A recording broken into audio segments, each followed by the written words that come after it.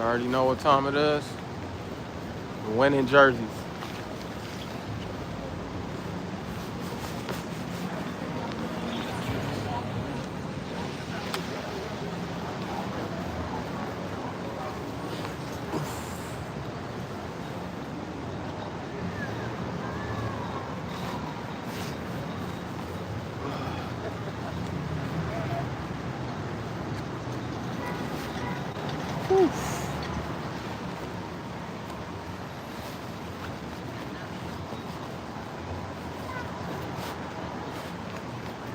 Shalom, shalom. What's going on, Chief?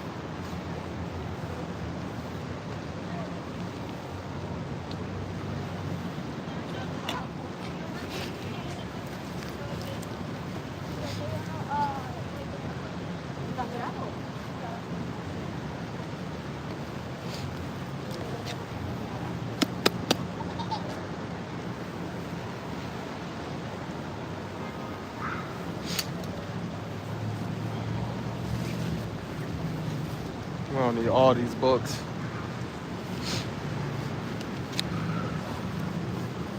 All right, so the east is that way.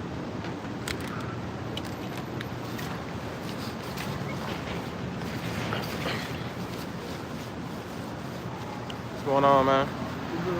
Not much, brother.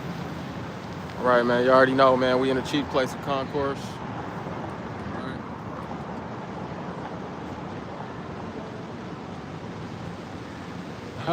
Hey, it's a red horse. That's a red horse representing Esau Edom. All right. You already know where we at with it. All right.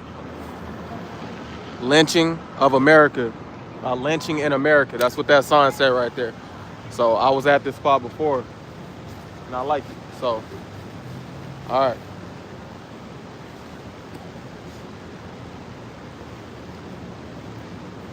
We're gonna get started in just 1 minute. Shalom, shalom. Yawanathon, shalom, brother. All right. Somebody said, how many children you got? Is that relevant? Getting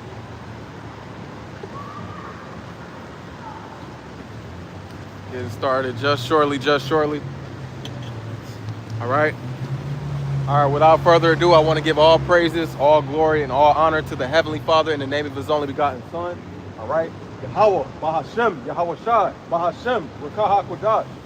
All right. The Heavenly Father's name is Yahweh. This is how you spell it in the Paleo Hebrew. And the name of His only begotten Son is Yahweh Shai. All right. Who the world ignorantly calls Jesus Christ. All right. Jesus Christ is not the name of the Son of God. The letter J is a new invention. It was invented in 1524.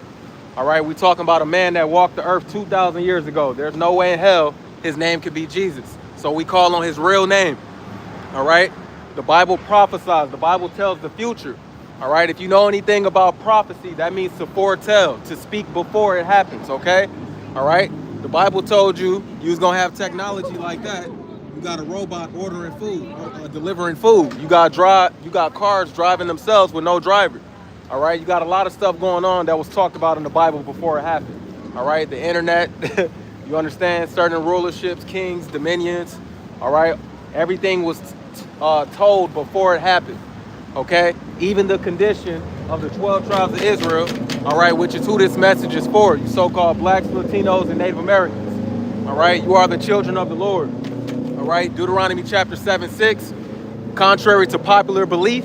All right. They don't tell you it's in church, but Deuteronomy 7:6 says that the creator of the earth, he chose one people. All right. To be a holy people. The word holy goes back to the Hebrew word kodash, which means separate, set apart.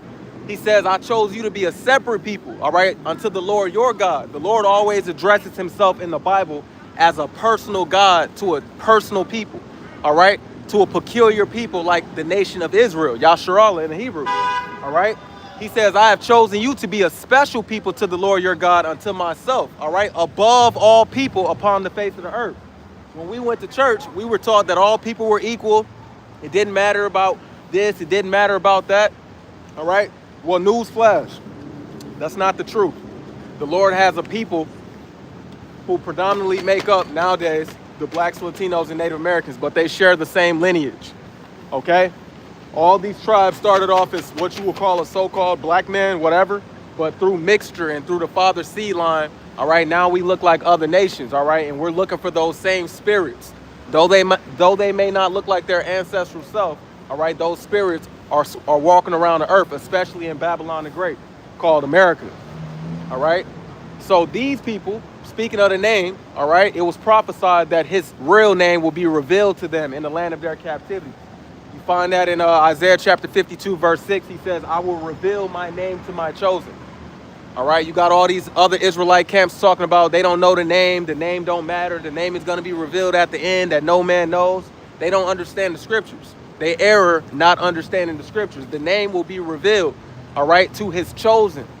They're the only ones, Abaratazah, continue with that number. They're the only ones who can know his name, all right, or who can stand stiffly for the name, all right, until his name is refreshed upon all the earth later on, okay, all right.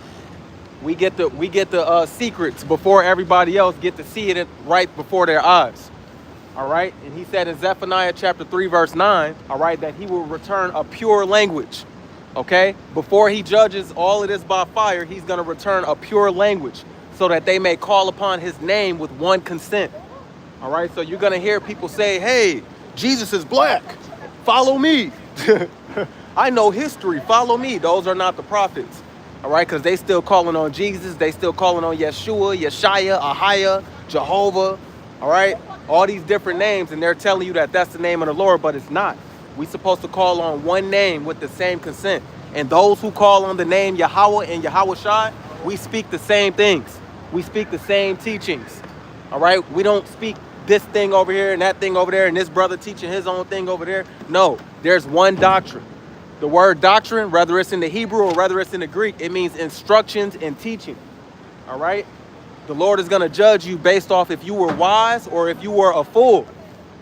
You got to think about it, man. What does it say in Matthew chapter 25? I always go there. We're going to get into a lot today, right? But what does it say in Matthew chapter 25? All right? The kingdom of heaven is likened to a bridegroom, all right, about to marry what? 10 virgins. 5 of those virgins were fools and 5 of those virgins were wise. These virgins represent the teachers, all right, and those who are waiting on the Lord, all right? And what ended up happening, all right, because what does a virgin do? A virgin is keeping herself, right, until marriage, okay?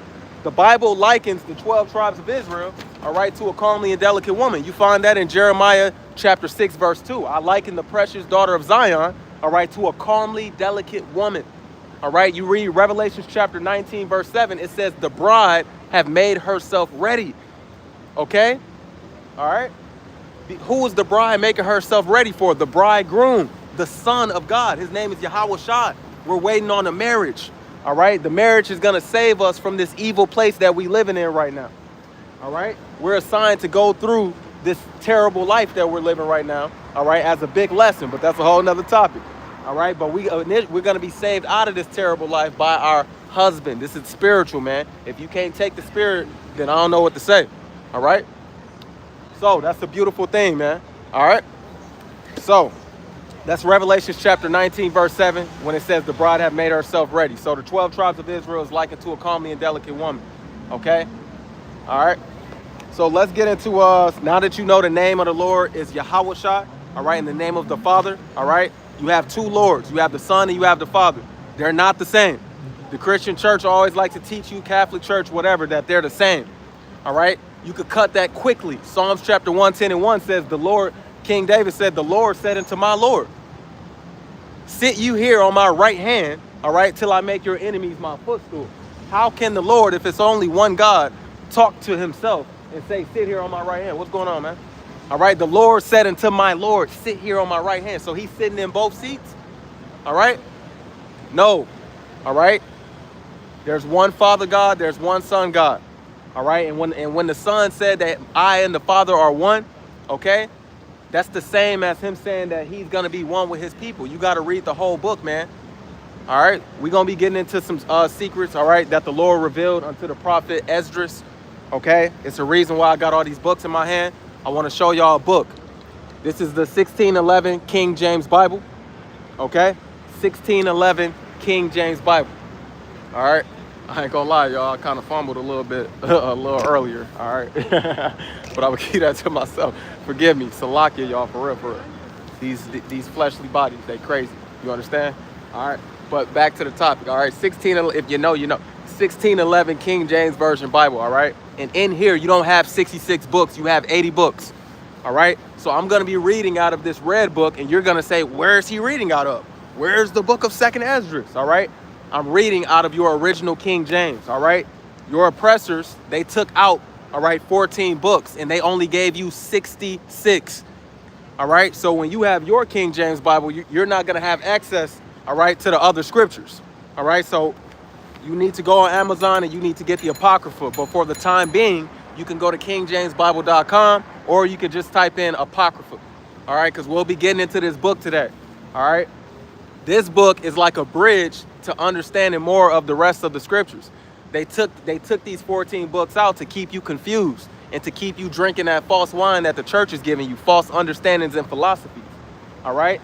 This makes everything make sense. All right. So let's get into 2nd Esdras. We're gonna start at chapter 7, man. Esdras is the same prophet that you see in your 66 books called Ezra. All right, they're just one name is in the Hebrew, one name is in the Greek. All right, but they're both the prophet Ezra. Okay. So 2nd Esdras chapter 7. All right, a lot of atrocities are about to come on this earth, and before I get into it, I meant to say something. Earlier today, man, I woke up, all right, and I was acknowledged by a brother that's dear to me in this truth.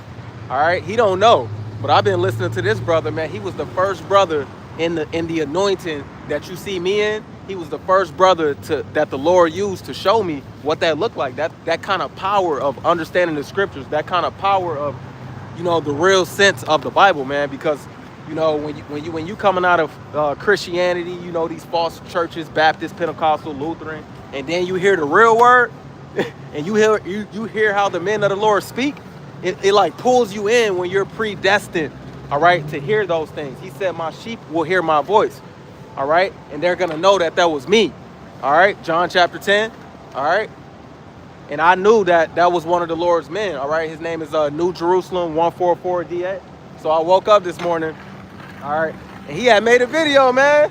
So that really that was like a faith booster, man. The Lord will, you do your work in this truth, man. The Lord gonna give you boosts, all right, to let you know that He is with you, man. The brother acknowledged the channel, man. All right, he don't even know, man. I done sat in many of his classes, right? Like over 2 years, that got to be like 600, 700 classes. So for him to make a video personally, you know what I'm saying, addressing, all right, something that he saw on my page, because I shouted him out and my other teachers, that was a beautiful thing, man. All right, I don't teach for the acknowledgement of my other fellow saints, other fellow brothers. I know the Lord got me fueled up to do this. All right, I know He got me supping with the teachers that I learned from. All right, I understand that clearly. But the fact that the Lord even let me get that little bit of boost, that was amazing, man, for real. So Barakatah the water to you, brother. All right, New Jerusalem 144 DA. I don't know your Hebrew name, but shout out to you, man. All right, that's just a quick little personable thing, but also it's a lot of crazy stuff going around in the world. All right, before we get into this, because you're gonna hear about some terrible things that's about to come onto the earth. You got what's going on? You got Nero 47, your president, making war and puffing at all these nations, and they ain't about to play. All right, they not about to play, man. All right, we always bring it out. Revelation 17:16. We standing in Babylon the Great, man. Look at this place. All right, look at this place, man. All right, it's built up. You hear music, you hear cars, you hear joy, you hear happiness. It's a lot of hot plates getting served. It's a lot of money being spent. It's ACs blowing, heat blowing, toes popping. All right, a lot of mirth, a lot of joy. All right, ain't nobody really worried about the worst that could happen. All right, but the worst is coming. The absolute worst. The Lord is about to turn smiles upside down. All right, upside down into their stomach. You understand? It's a time coming called Jacob's trouble. When you read Jeremiah chapter 30, verse 7, it says, alas, for that day is great. All right, for there shall be none like it. It is even the time of Jacob's trouble, but he shall be saved out of it.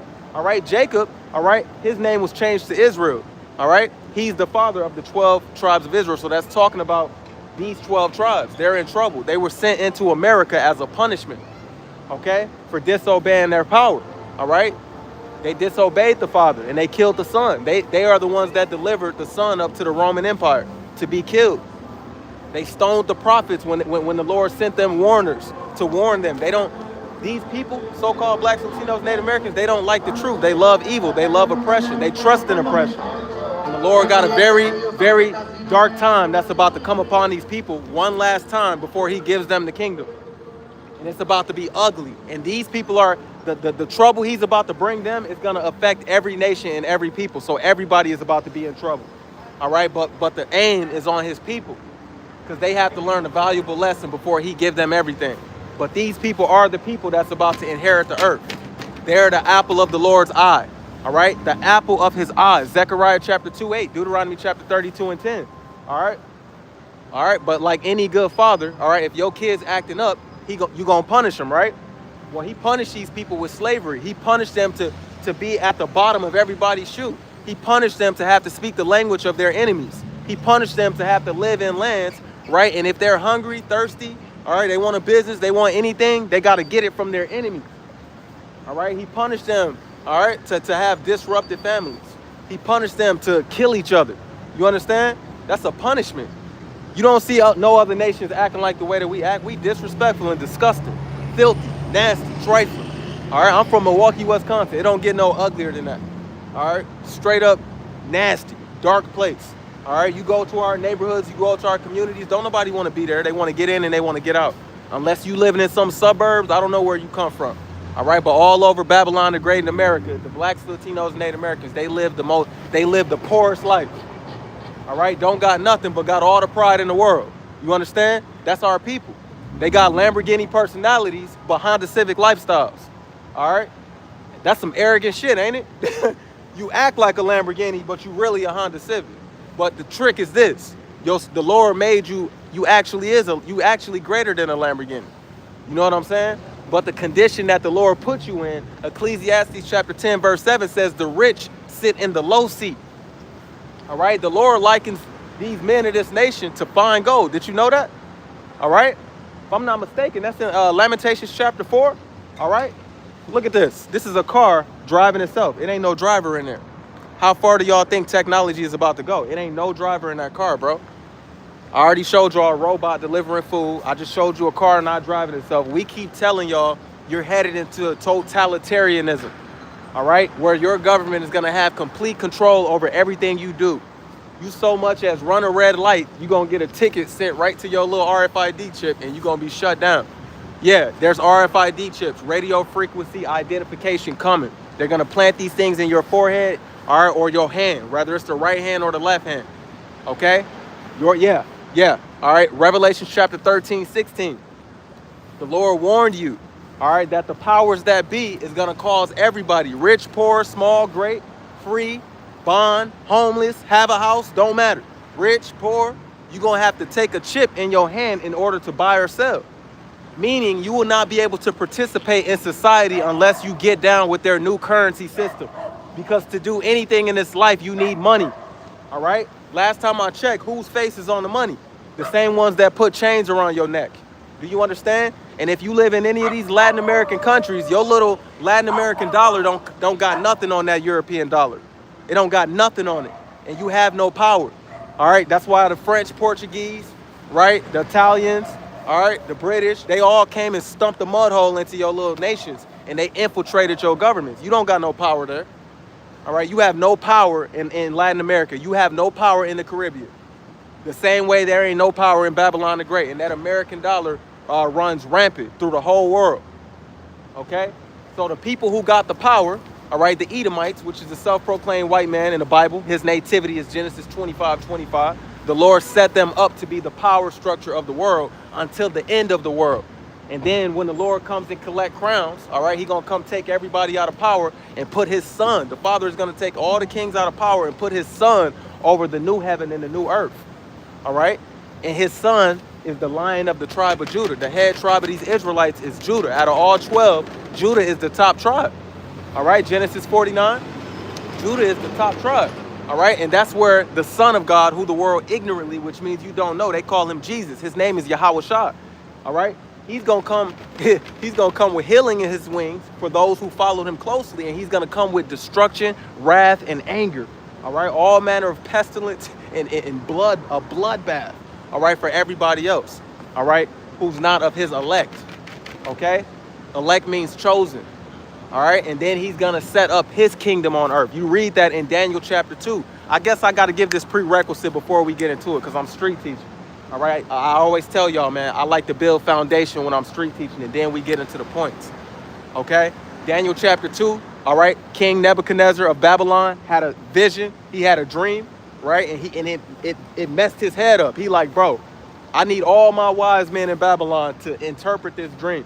And if y'all can't interpret this dream, I'm gonna kill you. Well, they couldn't interpret the dream, but who could? Daniel. All right, Daniel is one of the men of the Lord. All right, he was called a dissolver of doubts. Okay, he told him his dream. Nebuchadnezzar didn't even have to break it down, and he told him what the dream meant. He had a statue that represented 4 kingdoms. The statue was like a man.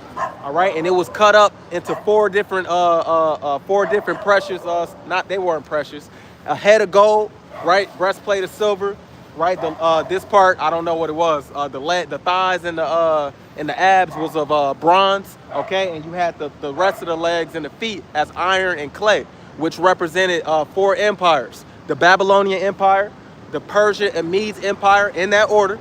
Okay, the Greek Empire, and then the Roman Empire. When you look through secular history, you will go and find out, all right, that each one of those empires happened in that exact order.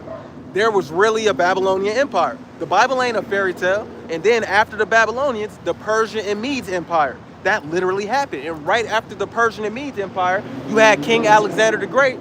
He took over all that province, right? And then he came into rulership. Who came into rulership after the Greeks? The Romans.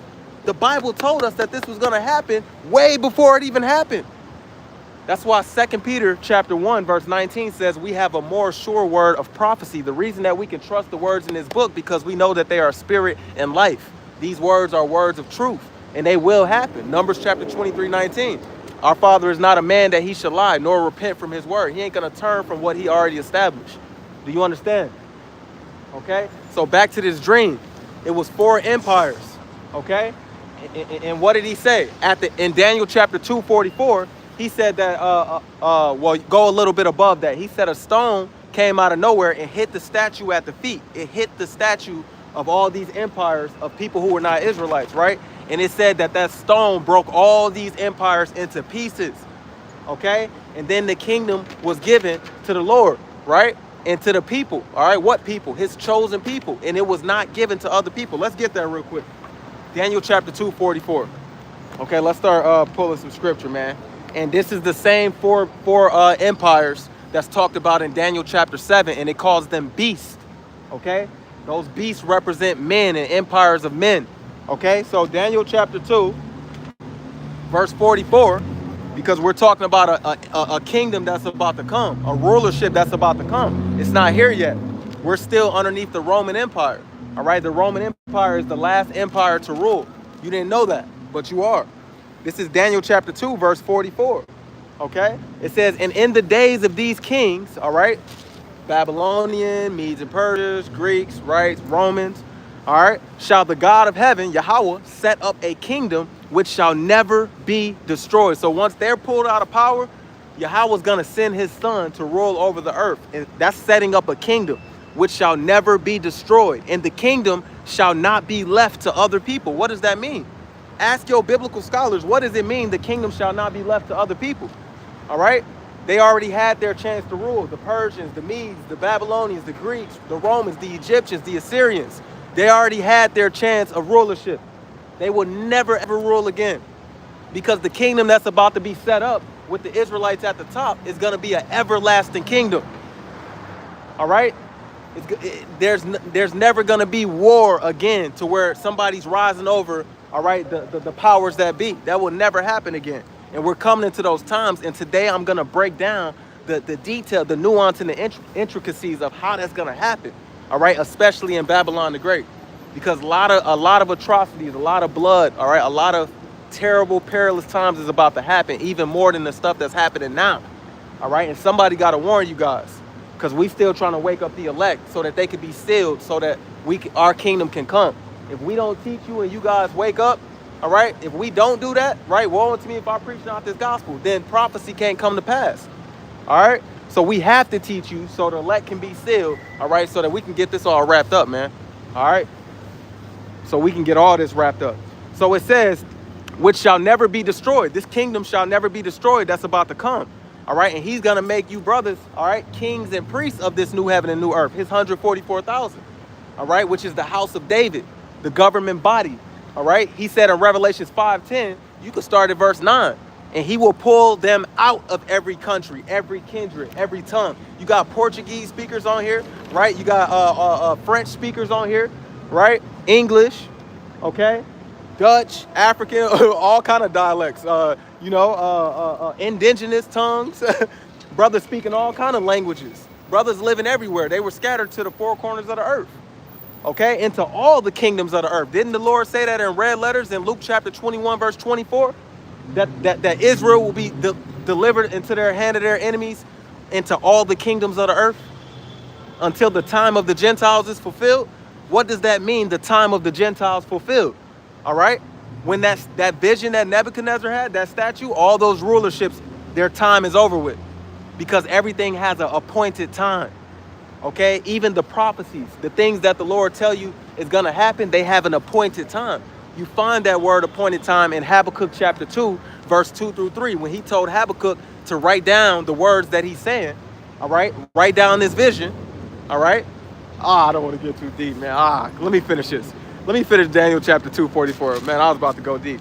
So it says, and in the days of these kings shall the God of heaven, Yahweh, set up a kingdom, which shall never be destroyed. And the kingdom shall not be left to other people, but it shall break in pieces and consume all these kingdoms, and it shall stand forever. So the kingdom of the Israelites, which is going to come in the new heaven and the new earth, okay? 2 Peter chapter 3, verse 13, or no, is that 2 Peter chapter 13? No, 3. 2 Peter chapter 3, verse 13. We, according to his promise, all right, who's the Lord's promises to? According to Romans chapter 9, verse 4, Apostle Paul said, who are Israelites, who pertain the adoption, the glory, the covenants with the S. They say we're under the new covenant. Well, he said the covenants pertain to the Israelites, okay? Yahweh, all right, all Israelites in the promises. You read that in your New Testament, all right? So 2 Peter 13 says, we, according to his promise, the Israelites, we wait on a new heaven and a new earth wherein dwelleth righteousness. Why are we waiting on a new heaven and a new earth? Because look around. This ain't our shit. This sign says lynching in America. We was getting lynched here. This ain't our shit. We built up all this shit, but this is not our shit. All right? We keep the society rolling. You ain't got these blacks, Latinos, and Native Americans working at construction sites, they low-end jobs, all this piece of shit pay that they giving out, all right, then this place wouldn't be flowing like this. What is a kingdom without slaves? Do you understand? That's common sense. You need vassals, all right? All rulers in history had vassals. They had the classes, all right, of people. And that's how our kingdom is going to be set up too. So all these people who benefited off of us serving them, all right, we're going to benefit off of them serving us. Obadiah chapter 1:15, another prophecy for you. It says, the day of the Lord is near upon all the heathen. As they have done unto you, so shall it be done unto them. Deuteronomy chapter 30, verse 7. All these curses that I put on you, they're going to go on to your enemies. All right? They're going to know what it's like to be you. Right now, they're saying, cry me a river. Play the violin. Look at them. Look at the victim. That's what they say to you brothers out there who's crying and shying. Look at the victim. Look at the victim. But he said, hey, they gon' be crying. You understand? Jeremiah chapter 30, verse 16. All right, what does that say? Every single one of your enemies that contended with you, I'm going to contend with them. Everybody who came against you, I'm going to come against them. He said, every last one of them shall go into captivity. Every last one of them. All right? The Lord knows who your enemies is. He knows who mocking in these comments. He knows who's laughing and all giggling and everything fucking funny. He knows, all right? And it's being jotted down. You understand? So a new kingdom is coming, all right? And it's going to be the kingdom of Israel, Yasharallah. That's right. A new kingdom is coming. You understand? And can't nobody get in the way of it. Nobody can stop prophecy. So we're going to be getting into some prophecies today, man. Remember, it said it's going to break in pieces all the other... Hold on. Hold on. Let me read it again. Daniel chapter 2, verse 44. I'm going to let the Spirit... Because I'm kind of wrestling with the Spirit right now, trying to get to what I plan to talk about. Let me let the Spirit cook. All right, and then when the Spirit say I can go, I'm going to go into what I planned. All right, because the Spirit want to flow into something right now. I think it's time to bring some overstanding into this. Let's bring some overstanding. Allah, Yahweh, Ba'ashem, Yahweh Shai. That means all praises to the Heavenly Father. His name is Yahweh, Ba'ashem, in the name of Yahweh Shai, which is the Son. All right, that's what I just said so that you can understand what I'm saying. Now, let's read this again, and I'm going to take you to a couple scriptures because I don't think y'all understand how this works over here. All right. It says, and in the days of these kings shall the God of heaven set up a kingdom. So a new kingdom is coming. And they didn't tell you that the kingdom is going to be on earth. I quoted it already. Revelations 5:10. He's going to make us a nation of kings and priests, and we're going to reign on the earth. You ain't going... Heaven is not sitting on some goddamn clouds like you fucking Snoop Dogg or some shit. You understand? The kingdom of heaven is going to be right here. All right? The book of Ecclesiastes chapter 1 verse 4 says that the earth abides forever. All right? In your Christian church, they teach you that the earth just going to get burnt up, thrown away like a goddamn foil ball. That's not what's going to happen. All right? The earth is going to be refreshed. You got to read the book of Acts chapter 3. Verse 19 through 21, when it talks about the times of refreshing, all right, and the times of restitution. Man, we sound like the Black Panther Party up here, but we ain't Black Panthers. Oh, because the Bible talks about oppression. The Bible talks about restitution. The Bible talks about reaping what you sow. The Bible talks about bringing the poor up, the beggar from the dunghill. The Bible speaks about medicine, all right, and healing, okay? For the weak and for the sick. Do you understand? All right? You ain't getting no restitution without this. All right? The Lord is bringing healing for the nation of Israel, man, because he brought these people low in front of everybody, and he going to bring them up high in front of everybody. What's going on, my man? Oh, no problem, brother, for sure. Absolutely. Absolutely. Hey, you know this is pertaining to you too, brother. You one of the 12 tribes of Israel, man. Okay. All right? That's what it looked like. That's what it felt like. So if you just listen, it's all good, man. So it says, in the kingdom, all right, it will never be destroyed. The kingdom shall not be left to other people. The kingdom is going to be for the Israelites to be at the top. You understand? Not everybody, the Israelites. And it says, and the kingdom shall not be left to other people, but it shall break in pieces and consume all these kingdoms. That sounds pretty harsh. That don't line up. So are the Israelites all Jews? So Jews, the word Jew, that's referring to southern kingdom Israel. It's 12 tribes. Okay. To be a Jew, you have to be of Judah, Benjamin, or Levi. Okay. All right, but it's 12 tribes. Oh, okay. Right? So yeah, that's another reason you know that, you know, I can't say it, but the tiny tops, it's people out there calling themselves, you know, but they're not. Okay. You know what I'm saying? Okay. And they all call themselves that. Okay. But it's 12 tribes. So where the rest of them at? We acknowledge all the tribes. You know what I'm saying? We understand that it's 12 different tribes. Yeah, I know Jesus comes from the bloodline of Levi. Of Judah. Leviticus. Them the high priest. They the high priest over the church. Yahweh Shai is his name. He comes from Judah. He's the lion, the son. Who? He's the lion of the tribe of Judah. Who? Jesus? Yeah. He's the lion of the tribe of Judah.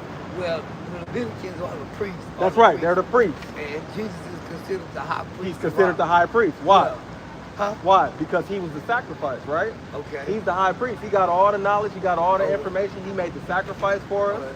So the Levitical priesthood was done away with when he shed his blood. Okay. Well, when they were doing Jesus' genealogy, yeah, it was tracing back to the Leviticans. It's kind of like what I understood as far as when they were doing his genealogy and tracing him back. So he comes from the house of David. Okay. Right? Okay. He's from the seed of David. David was from Judah. You know what I'm saying? So, son of Jesse. Okay, but that's gonna still be down to the Leviticans though, right? No, it's a difference. But I get why you saying that. You know what I'm saying? But no, he comes from Judah. You know what I'm saying? I get why you saying that though. He comes from Judah though. You know what I'm saying? And Judah is the head tribe over all of them. The Levites, they just handle, the personal matters with the Father when we had a temple. You know what I'm saying? They were the only ones allowed to do certain things and to give up sacrifice and things like that, right? Okay. But Judah is the head tribe. Okay, so Leviticus was the one sacrificing. Right. I'm going to get one scripture for you, and then I'm going to get back to the topic. Revelations chapter 5, verse 5. Okay. It says, and one of the elders said unto me, weep not, behold, the Lion of the tribe of Judah, the root of David, hath prevailed to open the book and to loose the 7 seals thereof.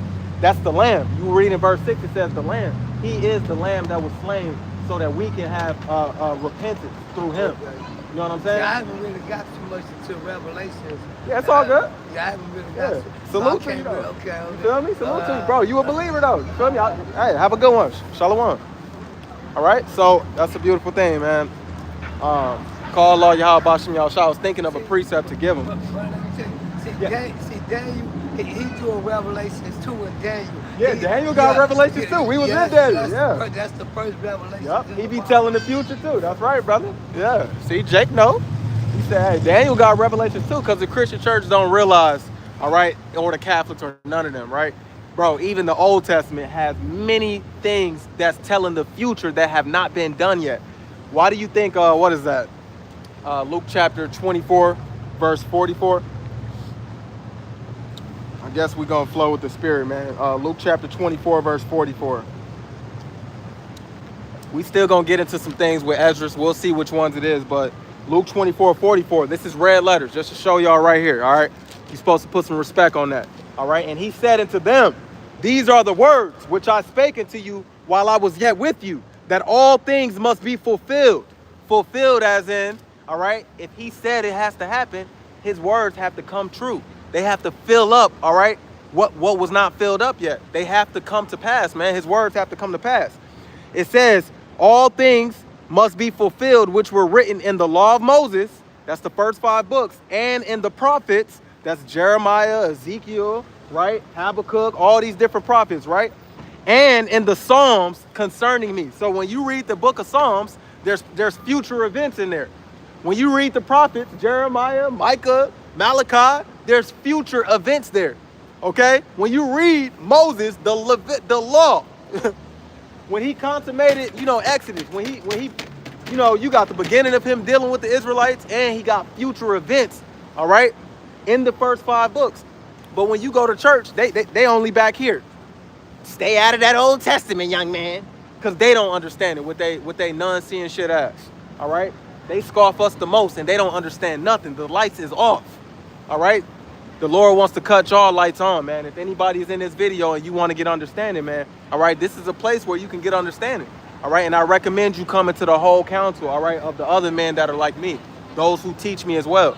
You go to my community post, I give you all of my teachers, all right? I give you a long list of men, all right, that if you subscribe to all of them and you flood your algorithm, all right, with their lessons, you're going to grow every single day. And by the time you lift your head up, you're going to be like, whoa, I'm not confused about nothing.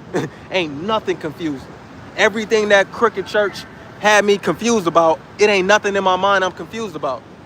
I'm saying that literally. I'm not confused about anything. Okay? Nothing. All right? That's a beautiful thing to not be confused. In fact, that's a blessing. He said in Isaiah chapter 45, what's that, verse 17?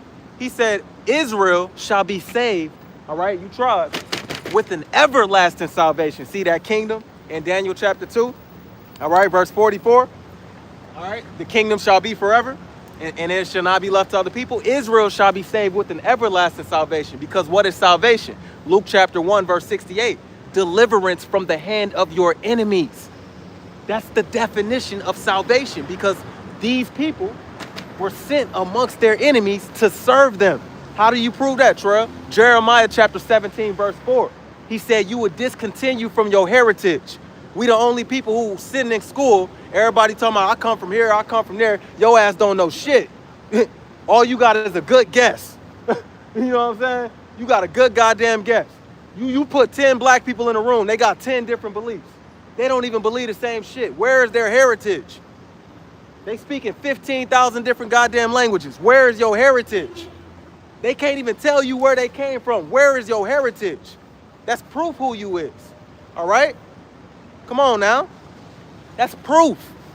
The Lord told you, you're going to discontinue from your heritage and serve your enemies in a land that you know not, neither your fathers, because you have kindled a fire, all right? You provoke me to anger. Do you understand? That's why the book of 2 Thessalonians chapter 2, verse 3, what does it say? The kingdom shall not come until a great falling away. All right? We fell away from our understanding of who we were. We lost our language. Why do you think I'm speaking to you in English? All right? Come on now. We lost everything, and it had to be given back to us.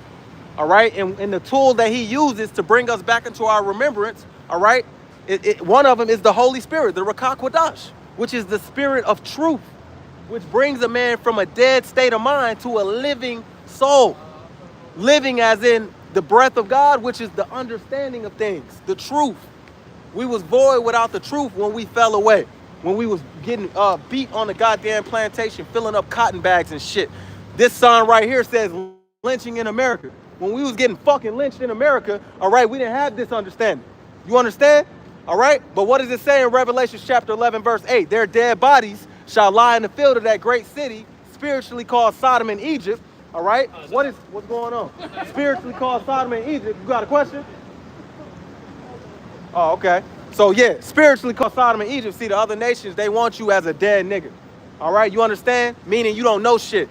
Our own people walk past talking shit, laughing, don't give a fuck about what you talking about. Right? They don't even know your fucking enemies want you sleep. They don't give a fuck about you waking up. They in their goddamn heaven. Look at this shit. We don't own this shit. Look at this shit. This is they shit. And your black ass paying taxes, you think you made $150,000, you gotta write them a goddamn check. What the hell wrong with you? You don't own shit. You don't have nothing. This is why the Lord gonna kill 2/3 of his own goddamn people. All right, and they gonna be the least in the kingdom of heaven. Because how dare you trust in oppression? How dare you come against your own people? Out here in a labor of love, trying to wake you up. You couldn't even read a goddamn book in front of your goddamn slave master, or you was getting lynched on a fucking tree. Howbeit, we standing in front of a sign that says lynching in America. Goddamn spaceheads. The Lord don't want no man without no wisdom. He don't find no desire in nobody who don't got no goddamn knowledge. We in a place called fucking America, where it's okay to be a dumbass. All right? The Lord don't want no dumbass. This ain't the Christian church. We don't teach that SpaghettiOs bullshit. Motherfucking patty cake ass message. We don't teach that. You understand me? All right? Now, my bad, y'all. We had a group of fucking rednecks walk past, and I had to stand on motherfucking business. You understand me? And it pissed me off, because when I see they hunky ass walking past fucking laughing, I think about how many of our own fucking people don't open up their bitch ass ears. And y'all on this channel, you know I say that word bitch, and I mean it, goddammit. Because I'll pull that Bible out on your goddamn head and show you the word is in there. It means a self-willed woman. You do what the fuck you want to do. That's what a bitch is. You understand me? Sirach chapter 26, verse 25, GNT. Go fucking Google it. You understand? We speak the English fucking language, a language of our fucking oppressors. Every goddamn word has a definition. I suggest you fucking know-it-alls who's scared of cuss words. I suggest you get to know the definitions of the words that we use.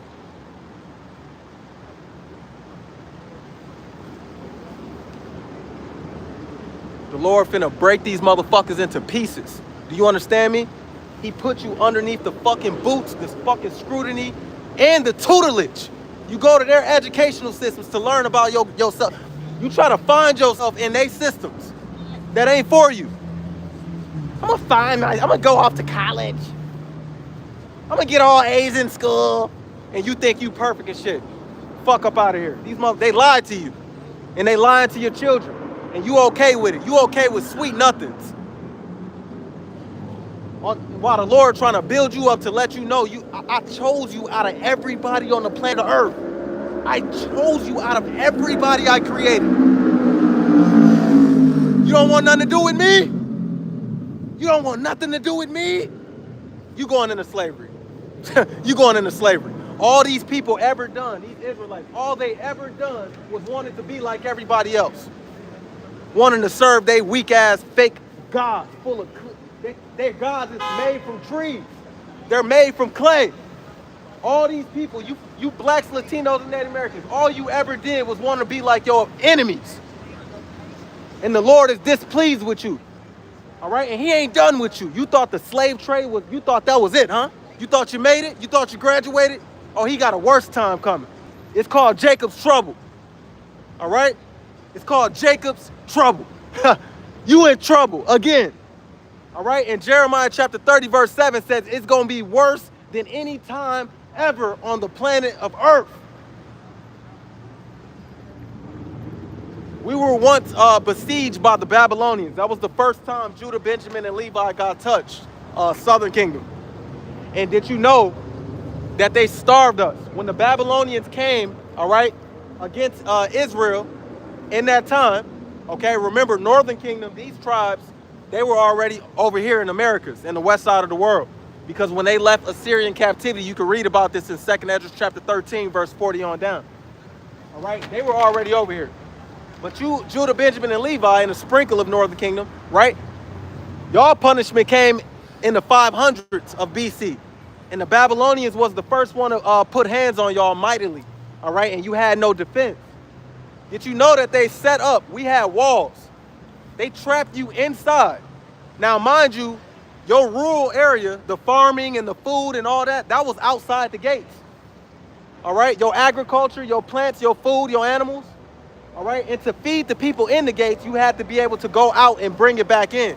Did you know that they trapped you inside to where it was no food? And they had y'all eating eating our belt buckles, eating your babies. Do you understand? When it ain't no food, the children gonna die first. Y'all was eating y'all kids. He said, worse days is coming. You gonna do it again. You're gonna do it again. All right? Oh yeah. Oh yeah. I don't know if Pastor Porkchop and Catfish taught you that. All right, but you ain't out of trouble. You're not out of trouble. This is why the fear of the Lord, all right, is the beginning of wisdom. You gotta believe that he about to do this again. But most of you dumb dummies don't even understand history, that the things that's written in here really happened. It's on record. Everything in here really happened, and it's gonna happen again. All right, and you had prophets warning them then and they didn't listen. The same way we're warning you now, and you're not gonna listen. Only a few of you is gonna listen. All right, because you were predestined to listen. All right. And shalom to y'all that can hear. Do you understand? All right? I'm not looking at no comments because the spirit is flowing. Okay? So the Lord said everything has to be fulfilled that was written in the law, Moses, and the prophets. All right? Verse 45 says, then opened he their understanding that they might understand the scriptures. I got something to say to you brothers who think you could learn Greek, you could learn Hebrew, you could learn this, and you think that that's what gives you the secrets. All right, well, they already spoke Hebrew. So why did the Lord have to open up their understanding to the scriptures if they already spoke Hebrew? Because the language is not what gives you the secrets. Do you understand? The secrets come from wisdom, which is Sophia in the Greek. That's who gives you the secrets. All right? Come on now. The mysteries of the kingdom of heaven are given to the meek, to the humble. You have to learn from your teachers. And the Lord told you before he destroys this place, he's going to send your teachers. All right? Jeremiah 3:15. I will send pastors after my own heart. You understand? Jeremiah chapter 16:16. Behold, I will send many fishers. The fishers are the prophets. Right now, we fishing, baby. All right? On the unicorn, internet, which was prophesied in the Bible, the internet. Yep. Go watch that video. I got it in my live videos. We broke it down biblically that the internet was spoken before it even happened. All right? He said, I will send many fishers. All right? And they shall fish them. So he has men, all right, who he personally deals with, he sups with, he trains up, right, to catch the rest of the flock, to catch the rest of his chosen. Okay? But you think you don't need no damn teacher. Isaiah chapter 30, verse 20 through 21. All right? Though I give you the bread of affliction and the water of adversity, however it goes, water of affliction, bread of adversity, right? He says, your teacher shall no longer be removed into a corner. All right, because at one point of time, we were dead. All right, but the spirit of truth, we were revived with life. All right, to have life and to have breath. All right, is to have the truth. You read about that, man. And when them cowboys walked past, I was quoting Revelations 11:8, and I forgot to go back. Salaki. All right, but you read about that in Ezekiel chapter 37, the valley of dry bones. When he told Ezekiel, son of man, can these dry bones live? That was a prophecy of y'all in America. You tribes in America. He said in verse 11, Ezekiel 37, this is the whole house of Israel. All right, all 12 tribes. So we know that was talking about America, Babylon the Great, because we never was together, all right, until now. There was a split of these 12 tribes, and they will never come back together, all right, until they're in Babylon. Babylon is America. You read about Babylon in Revelation chapter 17, 18, Isaiah 47, right, 48, 13, Jeremiah 50, 49, 51, okay, many places. Let's not get carried away. You read about Babylon all over the place, and it's prophesied to be the most proud, most rich, most exalted place that has ever been created, and that's where you're standing in right now. Look at all this luxurious shit. Come on, look at this shit. There has never been a nation like this ever before, ever, all right? And for these people on this side, we ain't getting the fat of this. We ain't reaping the best benefits out of this place. We're not. We at the bottom of this place called Babylon the Great, because the Lord put you there as a punishment for serving other gods, for despising his correction, for despising his prophets, for rejecting him. But he ain't gonna leave you there, because he's a merciful power. You understand?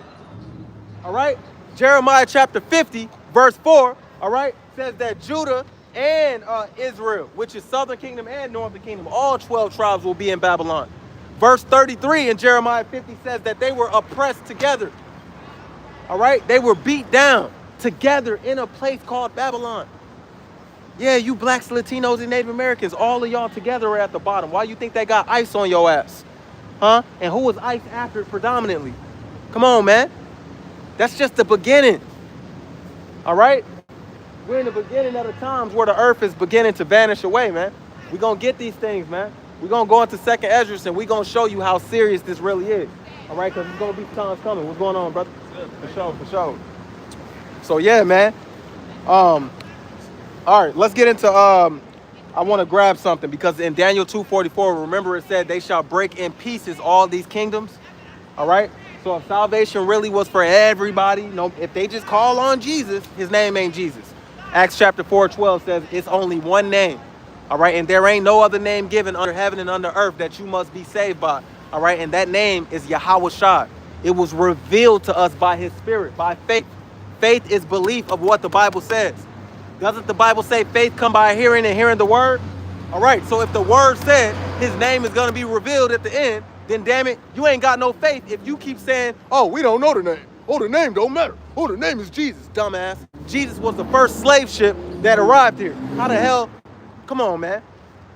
You thought his name was going to be revealed when we were dead for 350 years before we got this truth in the 1960s? You think his name was revealed when we was on a plantation? No, when we started waking up. It comes with the package of the whole understanding. Why is that so hard? Because brothers ain't men of the Lord.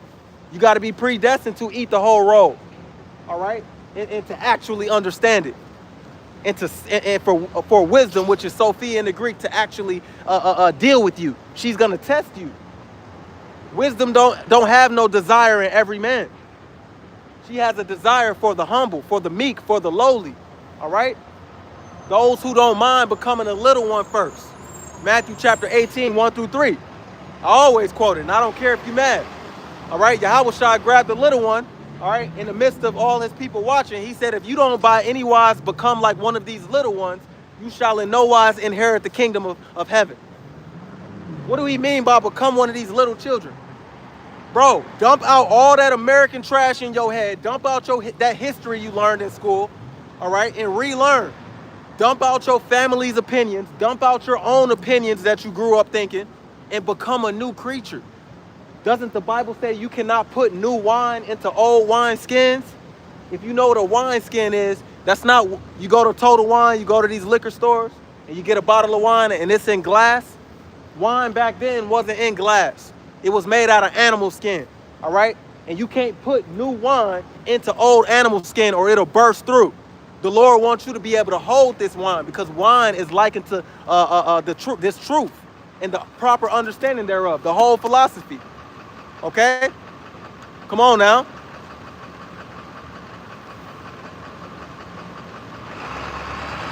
The audio is out. Is the audio out?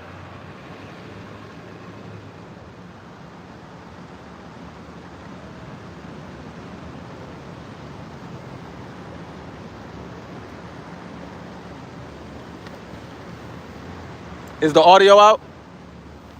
Okay, audio is good. Okay, cool. Hey, I was about to say. All right. Shalom, brother. How you doing, man? All good? See yourself on this sign?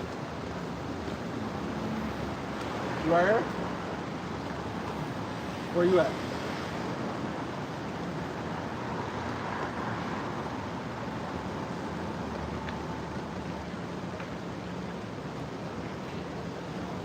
Yeah, there we go. Hey, my man. Hey, we got God. Hey, we got God in the building too, brother.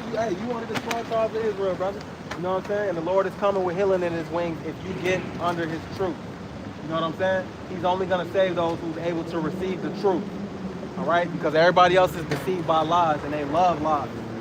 The biggest lie is that Jesus Christ is the name of the Son of the Father. All right? That's not his name. His name is Yahweh Shah. Okay? All right. So, let's see where we at, man. Jake, they love that name Jesus, man. You can't tell them about the name Jesus, but that's okay because who's gonna accept that the name of the Lord, all right, our Lord is not Jesus? Who's gonna accept that? The elect. Remember, all right, because we was going into you can't put new wine into old wineskins. If somebody grew up for 50, 60 years believing that the name of the Lord is Jesus, and somebody come out the cut. All right, this young blood come out the cut 50 years later talking about that ain't his name. You ain't gonna want to receive that. You gonna be like, man, that ain't how I grew up. But what did the Lord say in Daniel chapter 12 verse 4? He said, in the end days, in the latter time, knowledge shall be increased. So we don't care about what you grew up learning 50, 60, 70, 80, 100 years ago. All right, knowledge is increased. All right, and we understand that that's not his damn name. It don't even make sense. How can the letter J even be a part of his name when it was newly invented in 1524? I have a 1611 Bible right here. It's older than your Bible. Ain't no goddamn Jesus in there. Or Jehovah.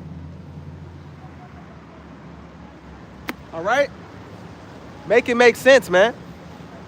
So anyway, man, yeah, you got to become a new creature, man. If you're going to put that new wine, which is this real truth, you got to become a new creature. This real truth only works for those who can receive it, all right, as a new creature. That's it, man, all right? What's going on, brother? Oh, these just different translations. Yup, 1611, Good News Translation, that's the Apocrypha. Yup, hey, you look like one of the tribes, man. What's your nationality? You Judah? Yeah, you look like it. I see you, brother.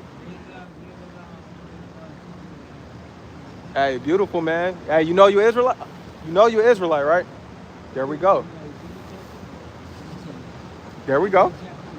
There we go. Hey, you got a Bible in your hand, man. You want to show them? He got a Bible in his hand, man. All right, it's all good. You'll see me again. My brother, for sure. Hey, shalom.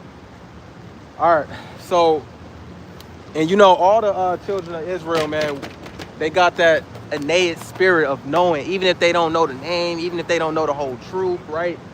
They know, they got that presence. They fear the Lord, okay? They fear the Lord. Your teachers is to sharpen up your understanding of who the Lord is, his proper name. What does he require? What's good? What's bad? What's true? What's false? What's to come? Because the prophets were called seers in the days of old. Seers, they could see afar off. That's why they're called watchmen on their watchtowers. All right, all that is spiritual, man, and they back today. The spirit of the prophets is subject to the prophets, man. 1 Corinthians chapter 14, verse 32. It's another thing why I got y'all attention I want you to look into. on my channel, I went into reincarnation. That's right, I said it, and that wasn't an accident. There's a part 1 and a part 2 showing you in the Bible there's something called reincarnation. You don't die as a human being and become a goddamn ladybug. All right, what's that cartoon they got? My kids watch Maui or some shit, right? The grandmama died and she became a stingray, and she was in the ocean. See, that's what Esau sells you. Your oppressors, they give you these visions, right, to bug you out so that when you hear the actual truth, you don't want to receive it. You know what I'm saying? So they said when you die, you come back a goddamn flower, you come back a ladybug. That's bullshit. You come back as a human being, as the same asshole you was back then.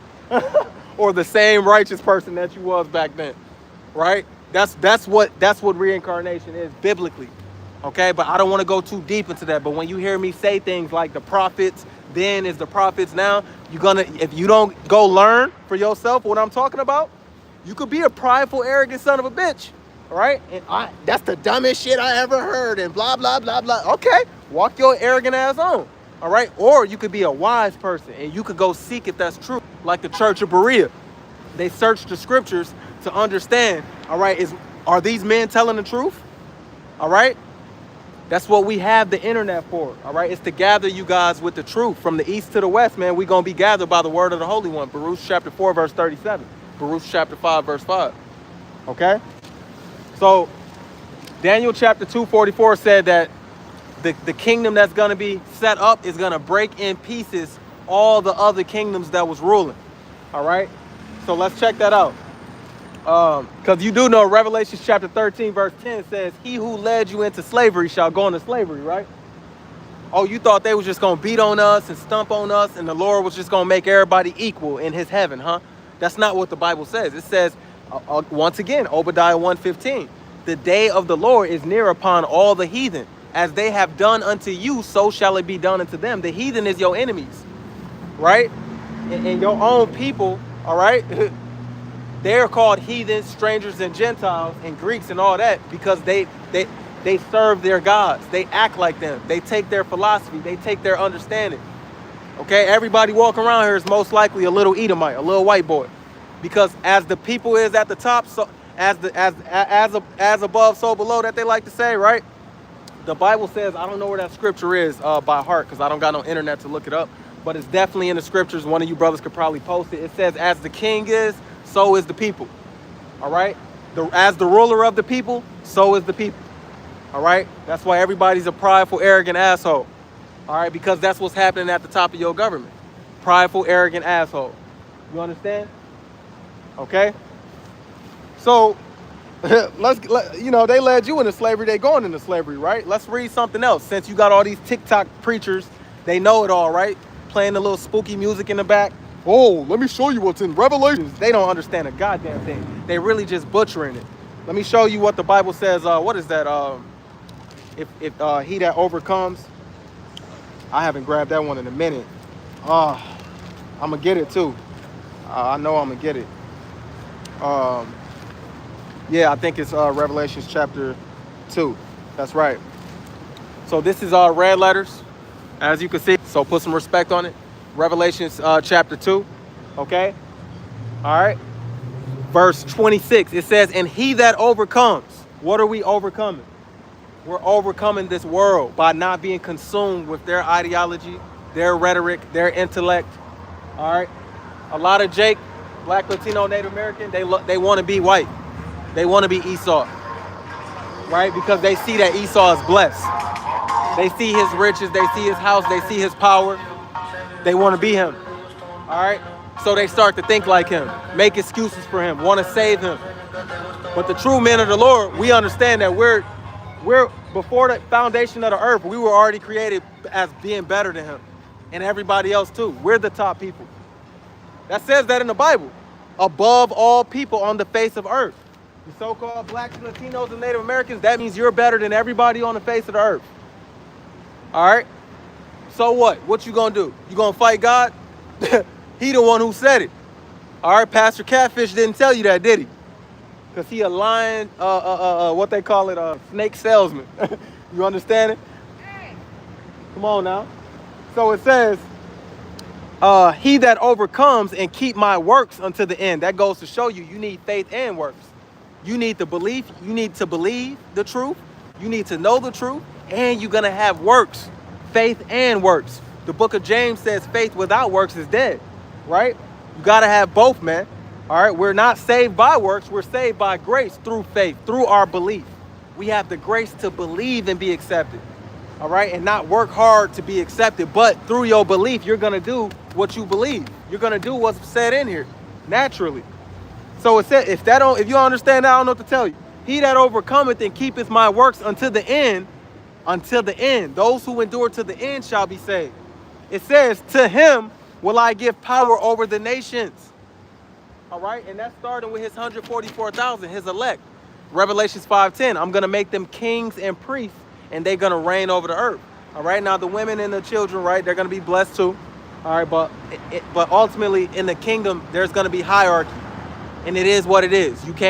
What you gonna do? Fight God? You gonna fight Yahweh?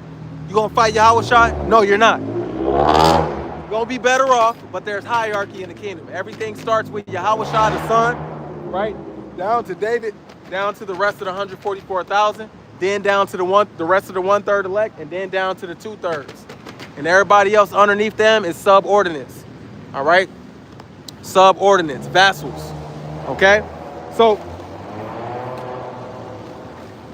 that I dropped something. So it says, all right, to him will I give power over the nations.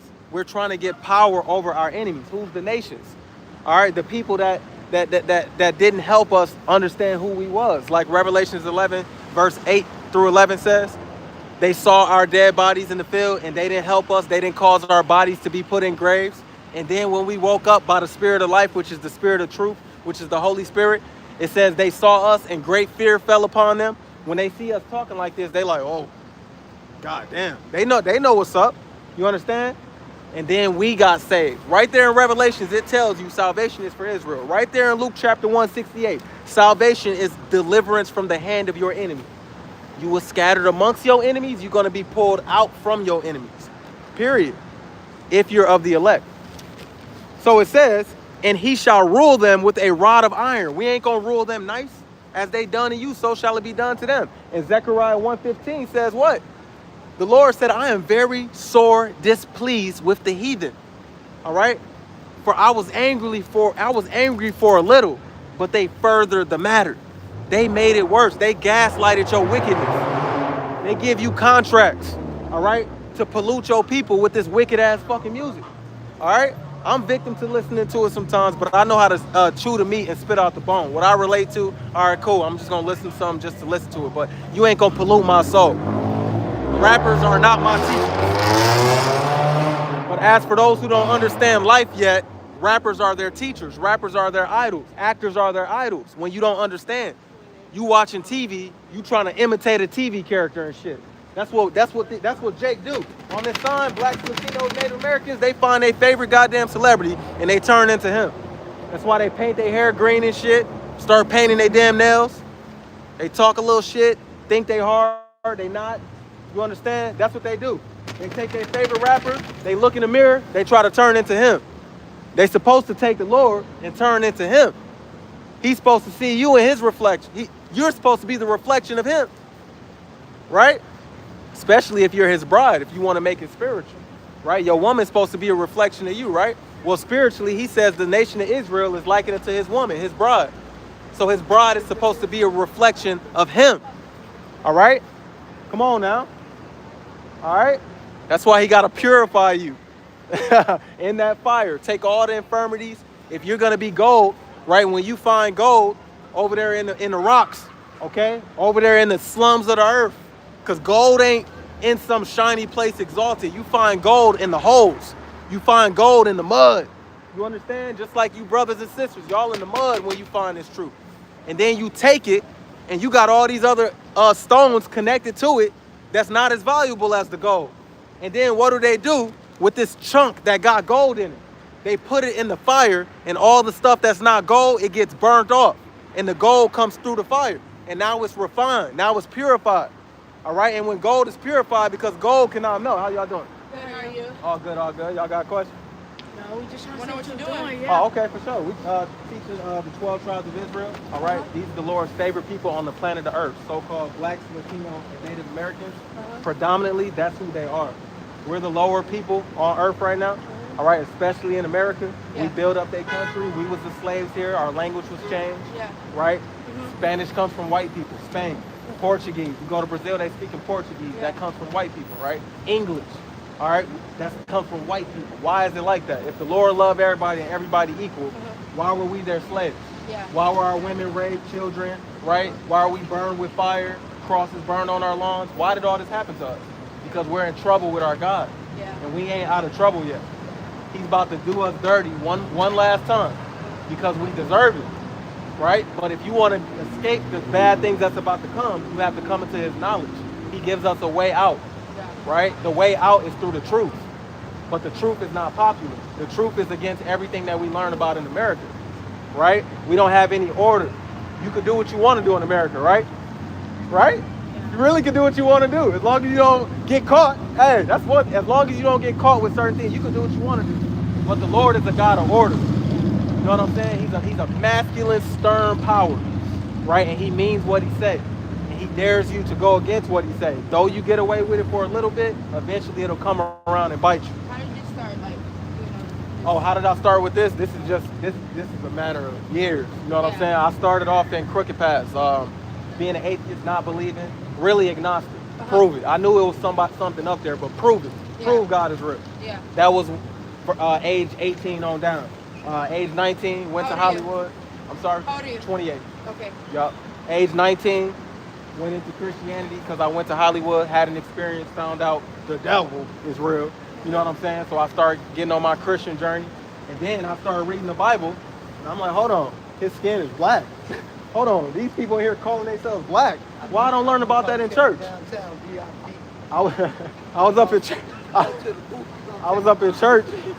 I was up in church, right? Trying to convince these people to acknowledge what's in the Bible that they teach. I'm like, y'all don't see this? Yeah. Nobody wanted to learn. Nobody wanted to acknowledge what was written in the Bible that they say they believe in. Yeah. So I'm like, oh, I'm getting up out of this shit. So I knew I was an Israelite then, right? But I was learning from everybody. And that was years and years and years. And then the Lord, a couple years ago, right, I started listening to a certain group of men called Great Millstone, right? And they made everything make sense. You know what I'm saying? And I started going heavily into that spirit and into their teachings over a year ago. And now that's how I teach, right? So I understand where we come from. I understand where our spirits go when we die. I understand death, life, the future, the past, the present. Nothing surprises me. And everything that they say is a contradiction in the Bible, I know how to figure it out. I know how to make it make sense to you. Okay. You know what I'm saying? So we only get this way through heavy studying, seeking the Lord. He says in one last scripture, Hebrews 11:6. For without faith, it's impossible to please him. Do you know what faith is? Belief. If you don't believe him, that's like if you had a husband. You don't believe in your husband, what y'all together for? Yeah. He a lowlife. Let me kick rocks. Right. You gotta believe that he is who he say he is. He says you first gotta believe that he is and that he's a rewarder. We want a reward from the Father, right? We want safety, right? And we want all the things that he promised us in here, right? Which is a good life. He says he's a rewarder of those that diligently seek him. So we got to seek him. But if we busy with the American spirit, right? Chase a bag, do this, do that, happy, happy, happy, drink, drink, drink, this and that. Right? It's okay to have a drink from time to time, but damn, they want us to overdo and abuse everything and then teach our children that way. That's not the way. You know what I'm saying? So he says he's a rewarder to those that diligently seek him. And when you seek him, you grow inwardly like a seed plants roots. And then it starts to reflect on your outward and on your actions and on your behavior. So that's what this is. That's what we teach you. This is our main focus and demographic. Blacks, Latinos, and Native Americans. They're about to inherit the earth. Gold, silver, apparel, happiness. No more broken families, right? But we ain't gonna be under white people's college systems, educational systems. You in a high school classroom, they teaching you lies. They teaching your kids lies. What about the truth? The truth is not loved in this earth. So that's what it is in a nutshell. Okay. Yep, for sure. I applaud you to spread the gospel. Yeah, no problem. My channel is Trail Chosen. If you ever want to subscribe and just check it out, we teach the truth. Anything they say is a contradiction, no, it's not. This Bible is perfect. It's so perfect, but you need the right teachers. So that's that. Well, thank you. No No problem. Thank y'all. All right, I appreciate you. So, where we at? Where we at? Revelations 2:27. It says, and he shall rule them with a rod of iron. All right. So those who overcome is going to step into a position of power, right? And how do they, hold on, how do they get into that power? We're just going to let the Spirit cook today, because I had a whole nother lesson. Oh my God. This is why you got to let the Spirit take over, because it's beautiful like this. All right. Wisdom of Solomon, chapter 6, verse 20. All right, because we talking about how he's going to give them a rod of iron, the overcomers. How do you overcome? You overcome through this truth, right? And you can't get the truth without wisdom showing you what's the truth. Wisdom is a spirit, all right? Who they call Jesus, his name is Yahushua. When he walked the earth, you read in Isaiah chapter 11 and 2, he had the spirit of wisdom on him. He had the spirit of counsel on him. What we do when we teaching people is counsel. He had the spirit of knowledge.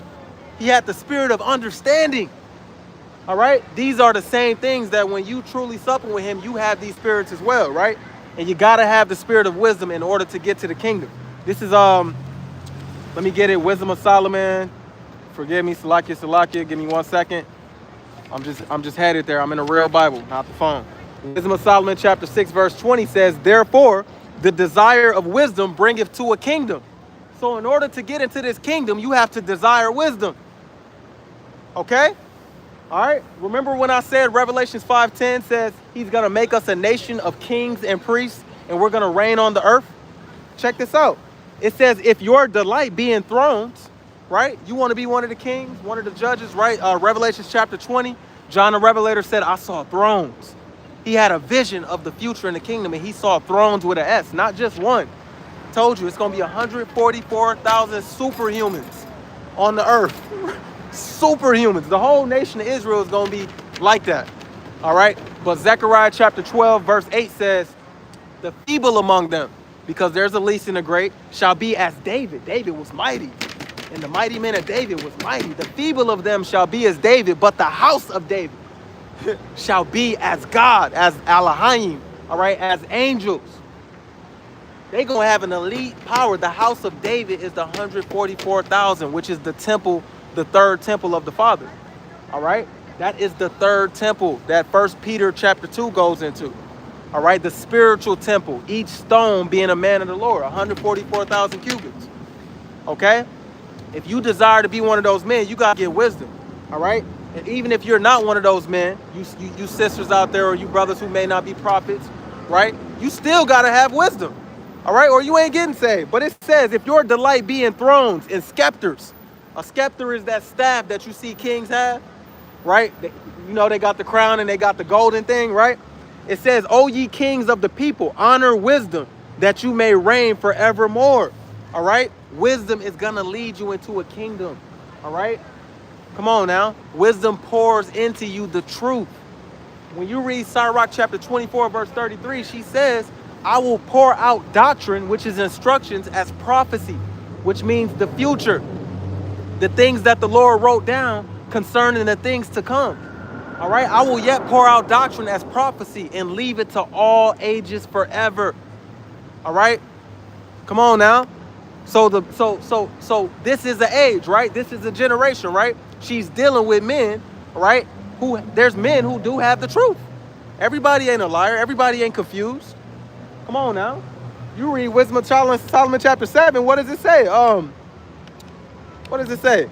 In verse 27. And being but one, she can do all things. And remaining in herself, she maketh all things new. All right. And we need her to make things new, because the condition we're in now, all right, is Esau Edom's philosophy, his world, his riches. All right. He's the king of this world right now. Job chapter 9:24. Behold, the earth is given into the hand of the wicked, and they cover the faces of the judges. Come on now. They hide the truth from you, and they teach you what they want you to know, what they want you to believe. Right? In the house of the fools of our people, they drink it up and they love it, and they advocate for it. Anyway, we're going to tie it back to what I was saying. We're going to tie it back. Be patient, please. So it says, in all ages, right? Because Sirach 24:33, she said, I will pour out prophecy to all ages. You got dumbasses saying it ain't no prophets out here. Ain't no prophets. You think you a prophet and blah, blah, blah. Oh. Woo! The fool is something crazy. So it says, what is that? Sirach 21, the talking of the fool is like a burden in the way. Just get out of it. Move. Move. The talking of a fool is like a burden in the way. Be quiet. Get away from me. All they do is, just vomit retarded rhetoric. All right?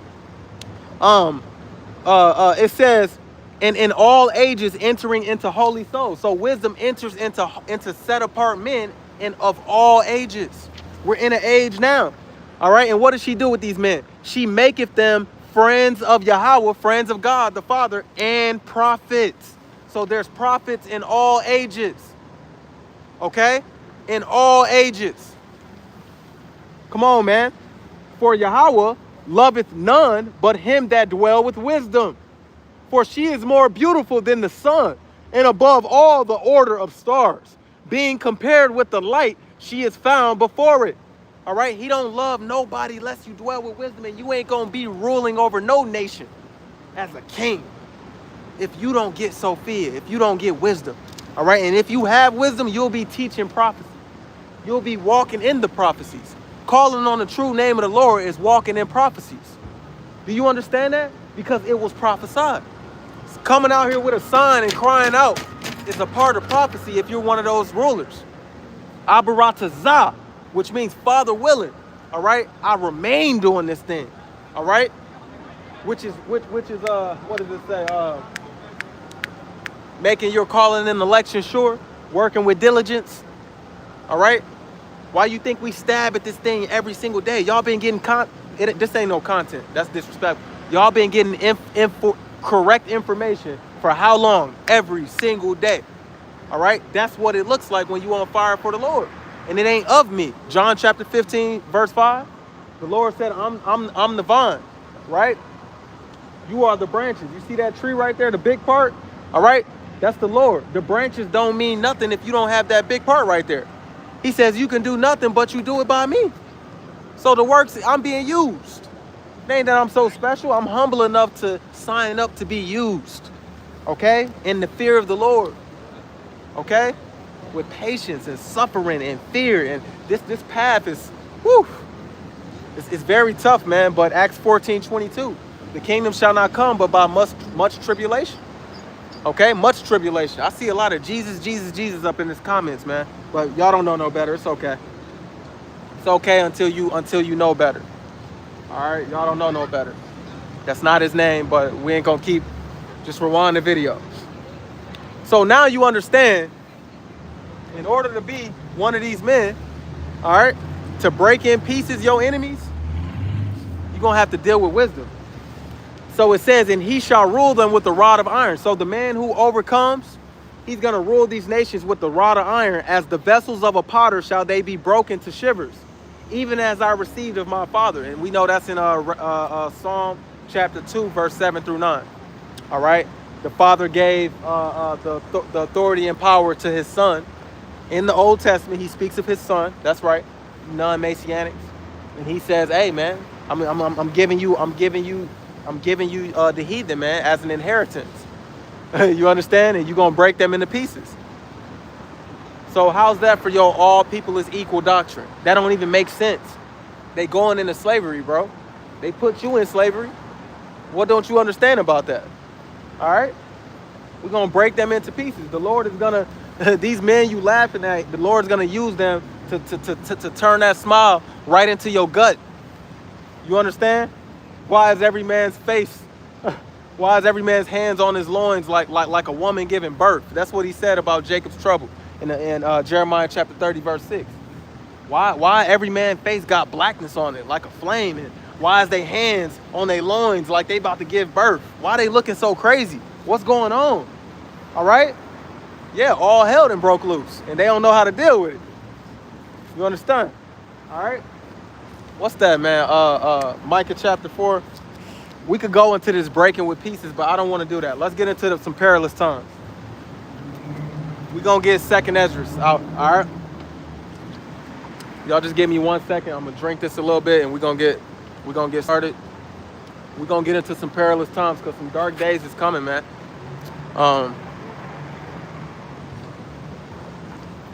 Somebody said all that talking, but what about your criminal record? I'm acquitted. All right, all my evil is acquitted. What you talking about? What record? What record? They shall look for the sins of Judah and Israel, and they shall find none. What record? See, I'm playing with them. They don't know what I'm talking about. But you men, you know what I'm talking about. All right, and you sisters of the elect, possibly y'all know what I'm talking about. All right. What about your criminal record? What record? What you talking about? Come on now. Anyway, just checking out some comments. Shalom, King James of Judah, my brother. The water.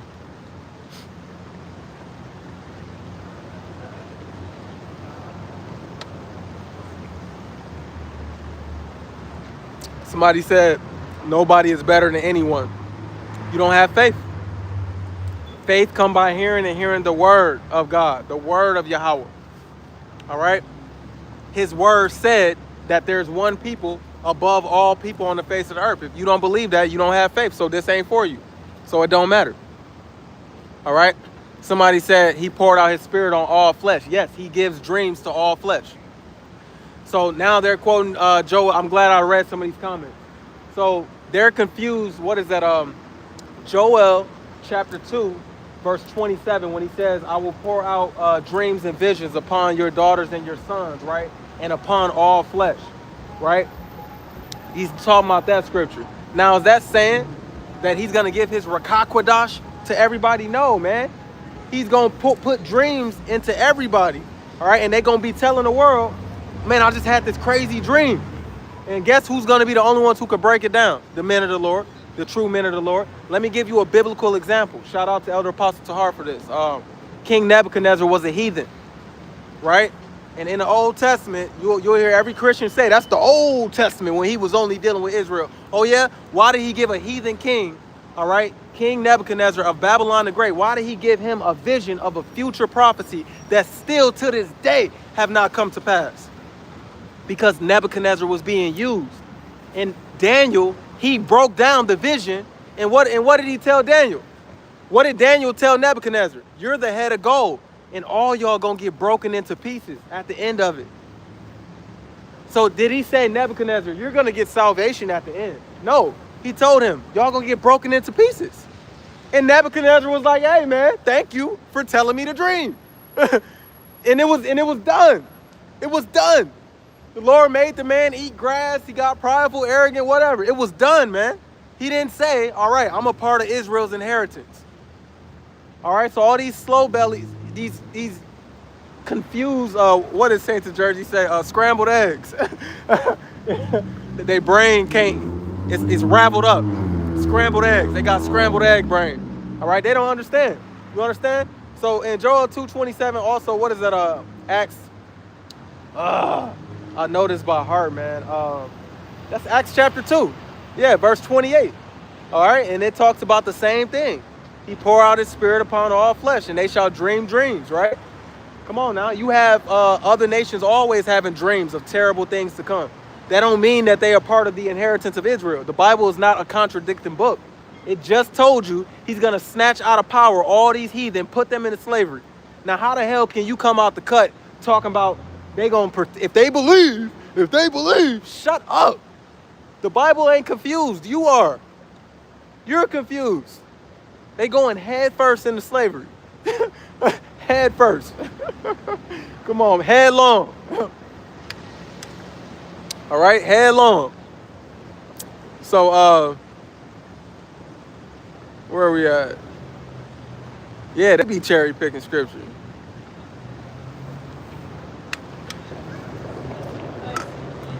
All right, this truth ain't for the heathen to believe. This truth is for Israel to believe.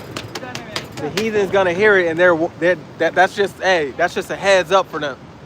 All right, because if a heathen believe, what does that benefit him? Nothing. But if an Israelite believe, what does that benefit him? What does that benefit her? All right, a position of safety, all right, when all hell break loose, or the Lord's covering, all right, whether that's to endure to end by death as a martyr or endure to the end all the way through. You understand?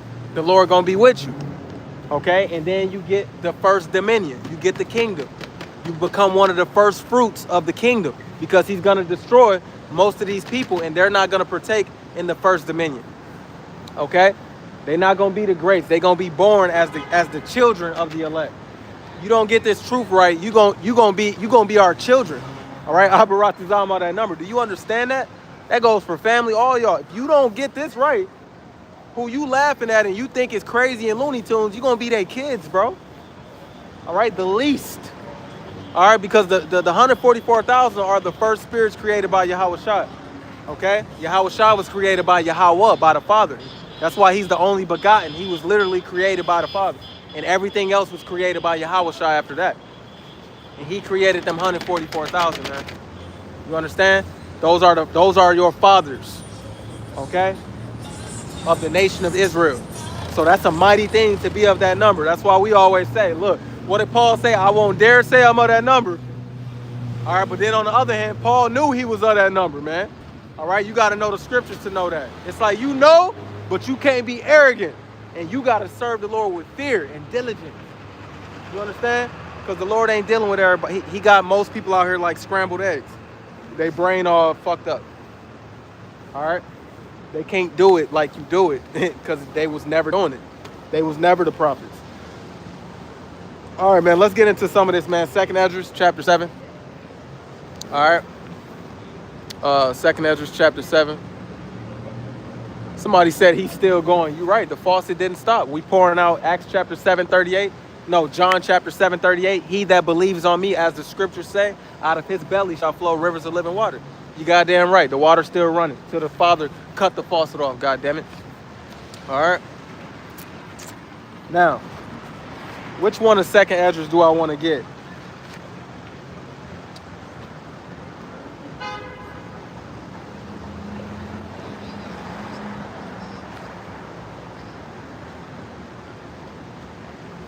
We'll get chapter 7. Yeah, we'll get chapter 7. All right. So it says, there's also another thing. A city is builded. 2nd Esdras. If you want to follow along, this is the 1611 King James Version Bible. If you go to kingjamesbible.com, you could get the book of 2nd Esdras. Go to Google, type in 2nd Esdras. This is how you spell it.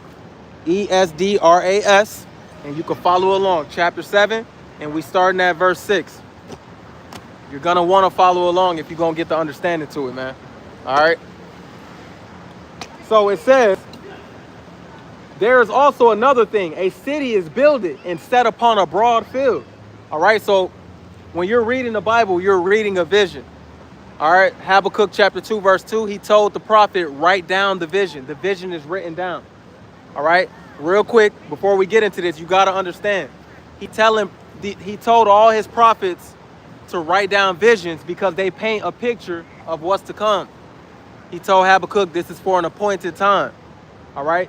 The vision is going to take a little minute to get here, but it's going to get here and it's going to accomplish everything that is in it. Okay.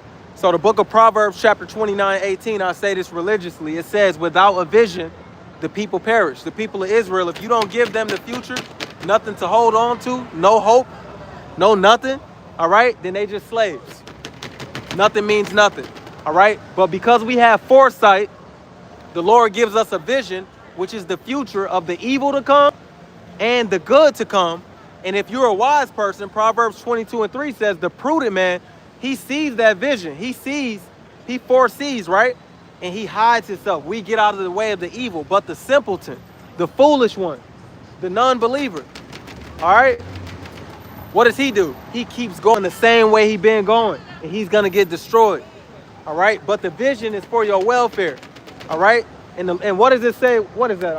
I don't want to misquote it, but the Bible says what was for their welfare will be for their destruction. All right? 2/3 of our people in Babylon is going to reject this message. Okay? All right?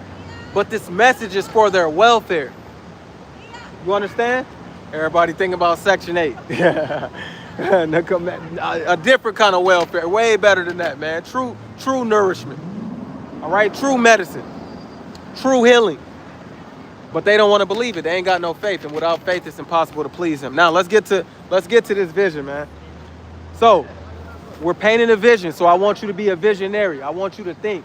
All right. Wow, we are truly spectacles. There's people watching me in the towers. Oh my God, I didn't even think about that. The Lord said that when we on these corners, or just in general, right? The prophets are spectacles on the earth to the angels, to the world of Israel, right? And to men and to the heathen. Okay? A spectacle, when you lift up that word, it means spectacle means a public show. So we're a public show. We out here to be looked at, laughed at, to be beholded, right? Beholden as in what is this? To be marveled at, to be scoffed at. It's a beautiful thing, man. Wow. I looked up. I'm like, oh, that's crazy. So, anyway.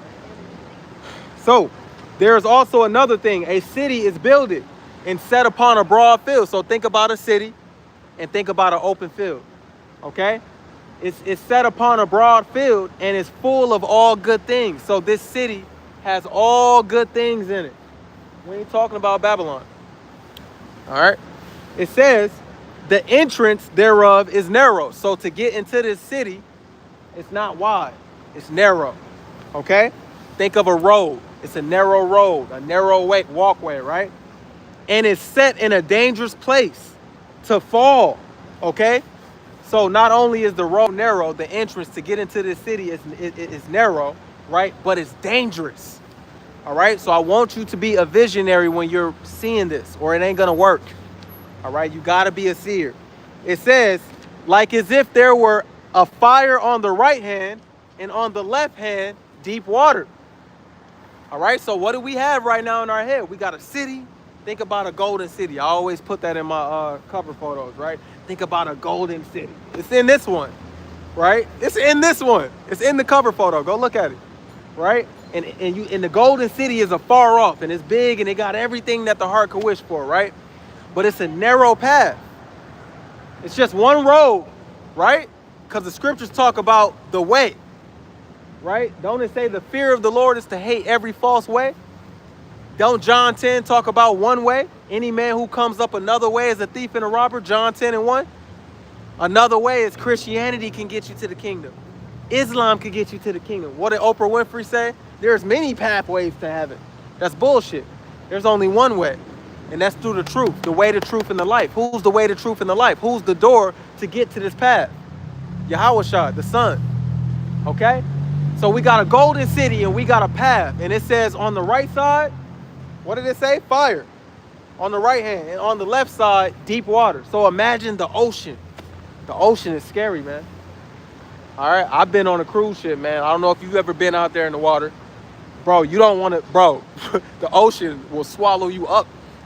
It will swallow you up. Do you understand? So imagine that on the left side, you fall in there, you gone. And fire on the right side, you fall in that, you gone. Okay? It says, and one only path between them both. I told you, it's only one path. It's one path between both. Okay? It says, even between the fire and the water, so small that there could but one man go there at once. And don't the scriptures say? The scriptures say only one man, all right, could enter at once, right? Every man goes into the kingdom, right, in their proper order. There's a ranking. Pastor Catfish didn't teach you that either. There's a ranking. The 144,000 are in order. Somebody's number 3, somebody's number 142,000. Somebody's number 59,000, right? And even the elect. Everything is numbered, man. The Lord is way past your understanding. He said even every hair on your head is numbered. But y'all want to play with the Lord. You over here amazed at Esau's, not his science, his pseudoscience, which is false knowledge. So the word science means knowledge. You over here amazed at his wonders of technology and shit. The Lord way smarter than this dude, man. So He gave the dude the smarts. You understand? Who should you be scared of, man or God, man or Yahweh? So it says, now you got this picture. It's only one path between them both. It's only one path to get into the kingdom, man. Even between the fire and the water, so small that there could but one man go there at once. Okay, 1 second.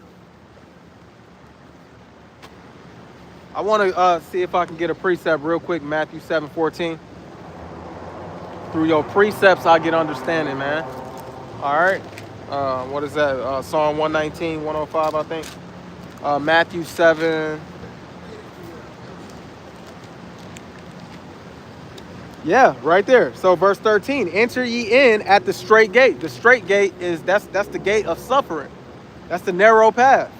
You got to go through persecution. You got to go through giving your time, presenting your body as a living sacrifice, family hating you, talking shit, right? Women leaving you, family leaving you, kids leaving you. All hell and broke loose. Once I entered into the truth, my life became hell. I thought my life was supposed to be good. No, that ain't how this works. All right, Pastor Catfish lied to you. All right, once you enter into this truth, your life get harder. All right, sorry to burst your bubble. All right, it says, enter ye in at the straight gate, for wide is the gate and broad is the way that leadeth to destruction. Okay, broad is the way that leadeth to destruction. Oops, my page flipped. I'm sorry about that. Salakia. It says, and many there be which go in thereat. Okay, because straight is the gate and narrow is the way which leadeth unto life, and few there be that find it. So this pathway has to be revealed to you.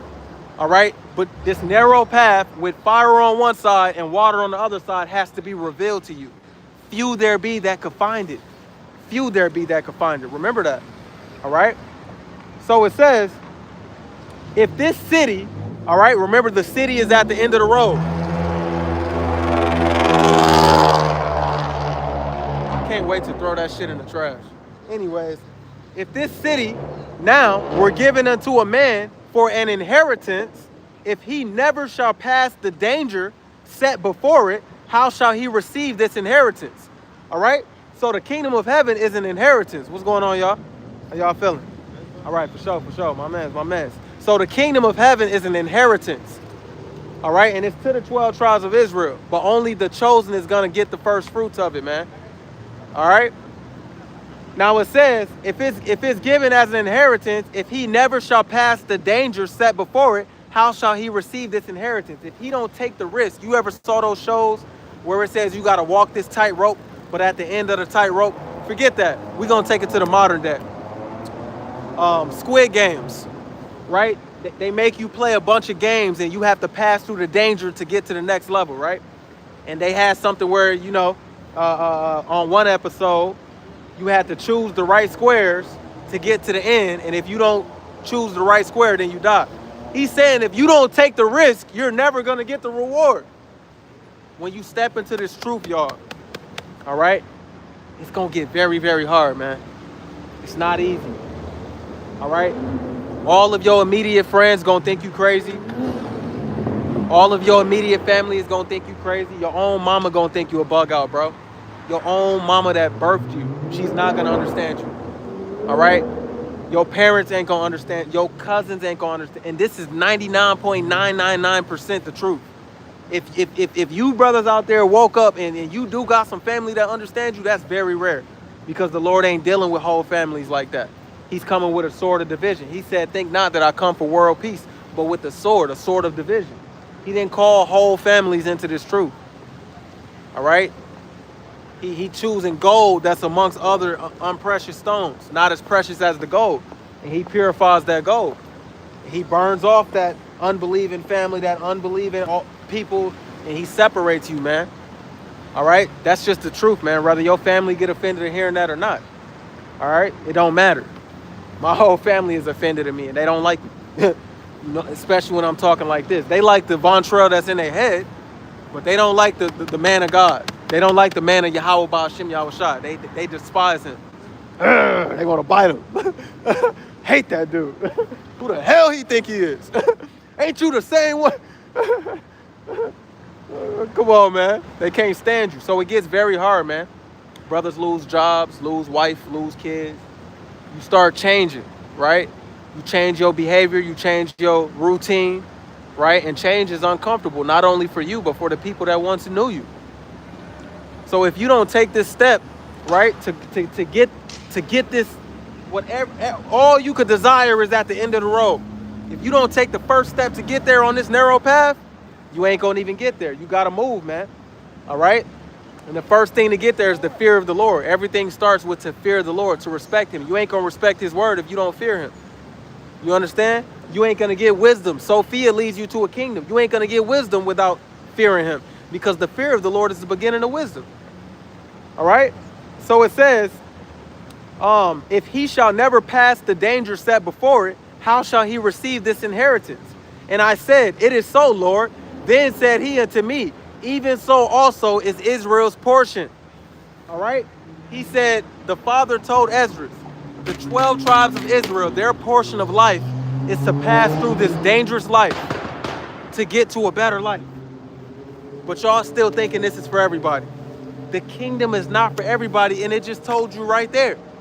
He said this is Israel's portion. He made the world for Israel.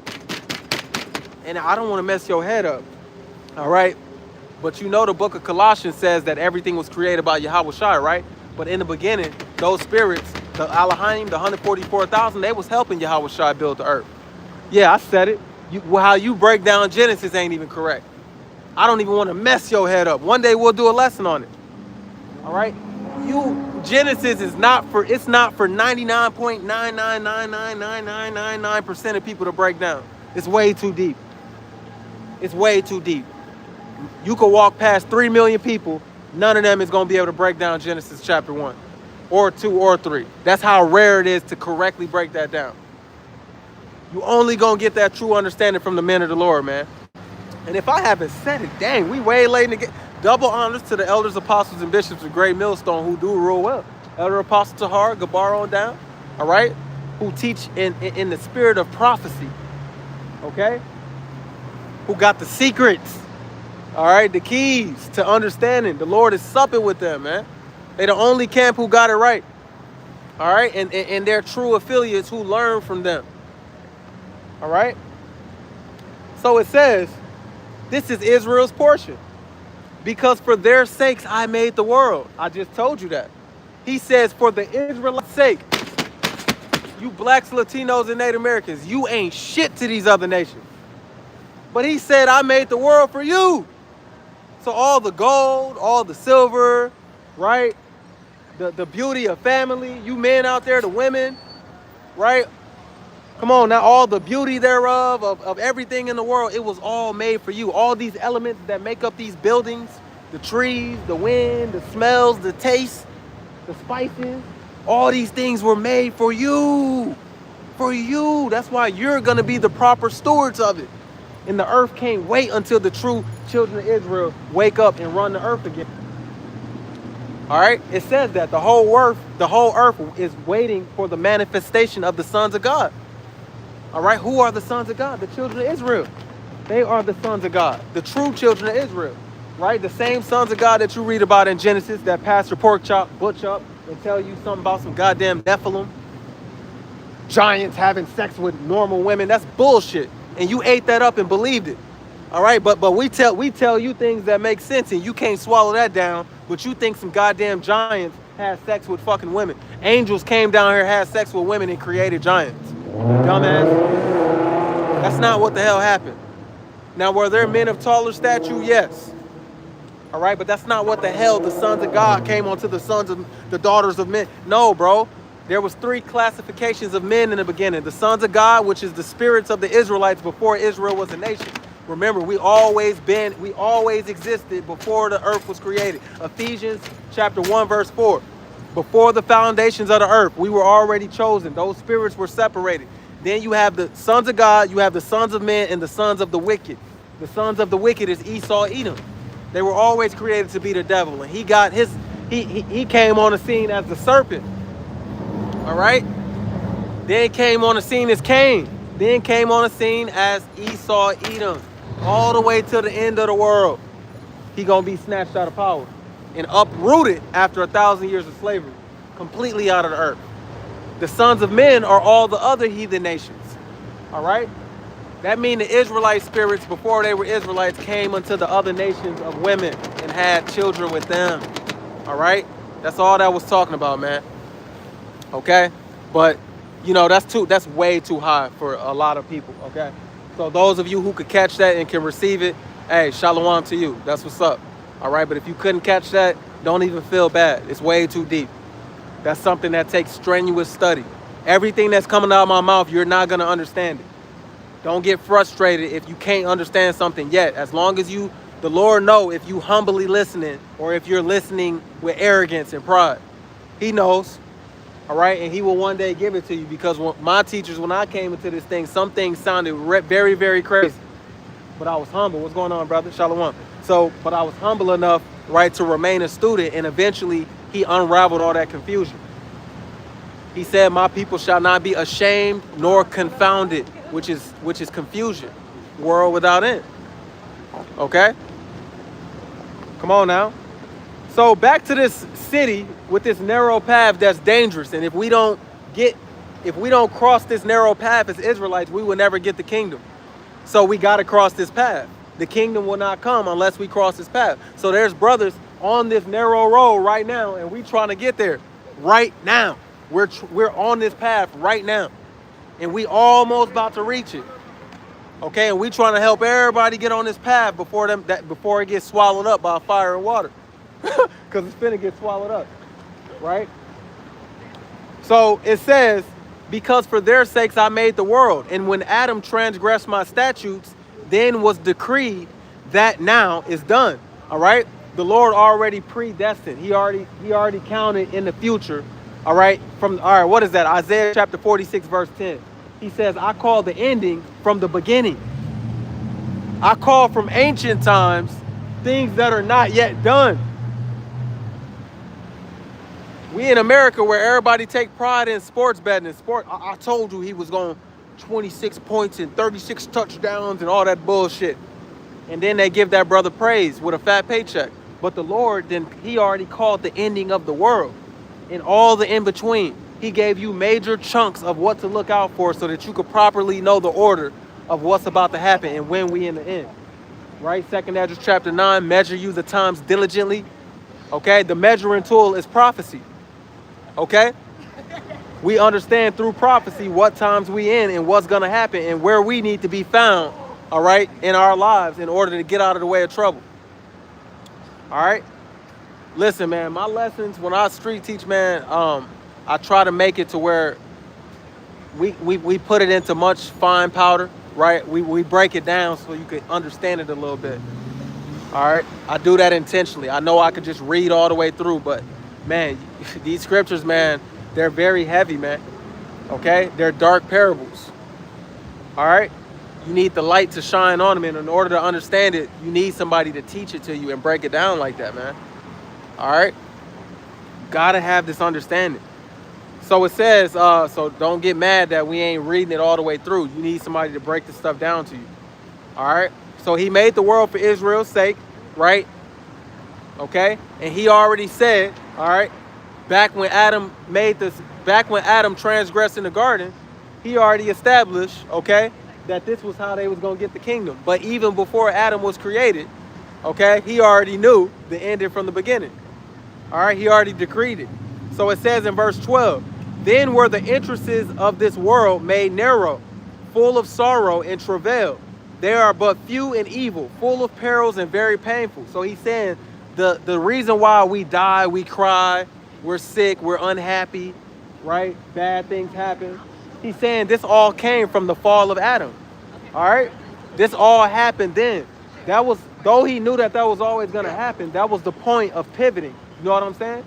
That was the point of where things turned around, all right, for the bad.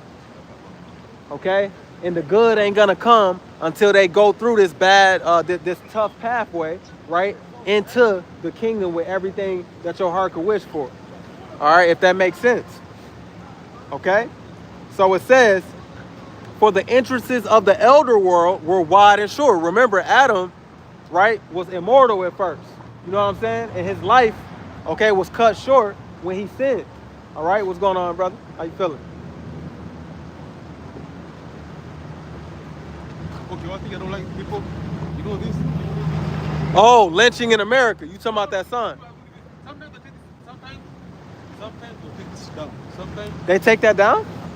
They be taking that down? Brother talking Pay about this attention. sign right here. pay attention, pay She attention. said they be taking it down. That's the lynching in America. I read it for them. So they be taking that down. They don't want people to know the history. All right, my brother. See, we gonna be saved out of this place, man. He was saying that sign right here, it says lynching in America. I'm teaching right by a sign. For those of you who are new, that's talking about lynching in America. Okay? Back there, you got all kind of stuff going on in Dallas, man. All right, and he said that they take that sign down sometimes. You know, Nero 47, he don't want nobody to know about the atrocities that was committed here. Brothers getting their private parts chopped off, burned on trees, right? Hung over bridges, castrated, right? Crosses burned in your lawn, daughters dragged on the back of trucks, raped, robbed, pillaged, murdered, okay? Indoctrinated, infiltrated, exploited, downtrodden. They don't want to talk about all that. Babylon has an ugly, ugly history, and those who have eyes to see, it has an ugly, ugly present, all right?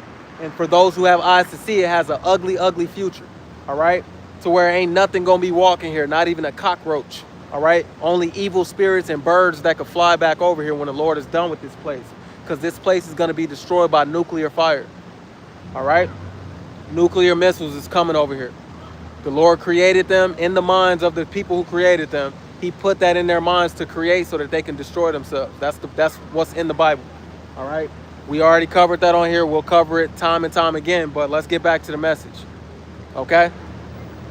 Now, it says all this stuff happened. It was decreed, the evils that we will go from, the evils that we will go into. My bad, let me get this right, man. The evils that we're going through, that started at the fall of Adam. And you know Adam hearkened to the voice of Eve, all right? Even that story in the garden, it's so much unraveling you got to do because your false teachers, man. Damn. Eve, they didn't eat a goddamn literal apple, man. All right? She ate the fruit, okay? She ate the fruit of the lips of the serpent, which the serpent wasn't a snake. He was a man. There was other men, all right? But it says here that Adam is Eve was the mother of all living. Bro, you got so much unraveling and learning to do. There was other people there, man. All right? And the serpent was a literal man. And she hearkened to the voice of another man. Adam was the only chosen one. Okay? Come on now. And his wife, she ate up other philosophies and doctrines, which was the fruit, and gave it to her husband. How you have women trying to teach their husbands now, oh, I think it's this way, I think it's that way. No. The Lord made the man the leader, because what was the curse? Because you hearken to the voice of your wife. Now you about to have to till the ground. You want to eat, you got to work. You know what I'm saying? And you're going to die. All right? First, you didn't have to die. Now, death. That's why Paul and many other scriptures, right, in the Bible, through her, we all died. It all started with hearkening to the voice of that woman, man. Because the proper order is for your woman to hearken to your voice, to listen to you. But howbeit in this earth, that's a crime. That's a crime to even say. All right? And the Christian church so scared of women, they'll never say that. All right? Women are very, very, very, very, very, very, very freaking beautiful, man.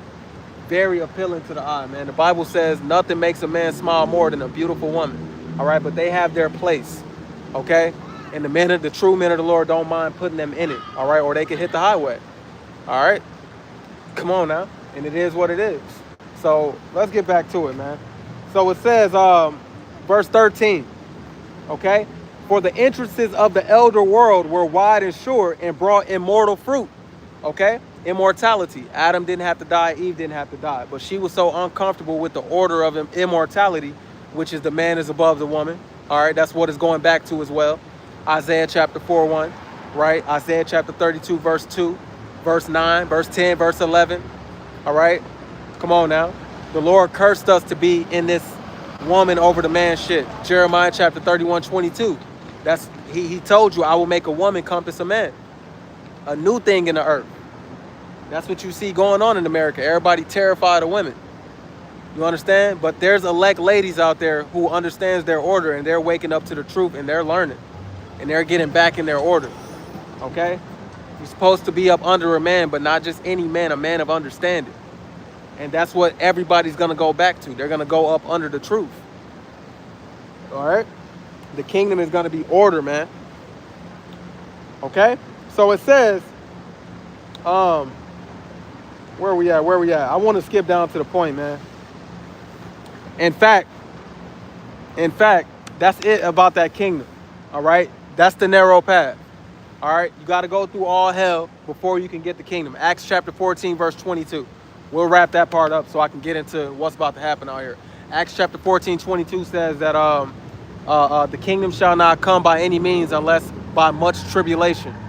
Tribulation means trouble. All right, a lot of trouble. And I want to get 2nd Esdras chapter 9 real quick. All right. Actually, look at chapter 8. All right, check this out. Verse 1, it says, the Most High hath made this world for many, but the world to come for few. All right? For few. I will tell you a similitude, Esdras. As when you ask the earth, it shall say unto you that it giveth much mold, whereof earthen vessels are made, but little dust that gold cometh up. All right? He's saying that gold is not found in abundance on the earth. All right? But you get a lot of material to make clay. All right?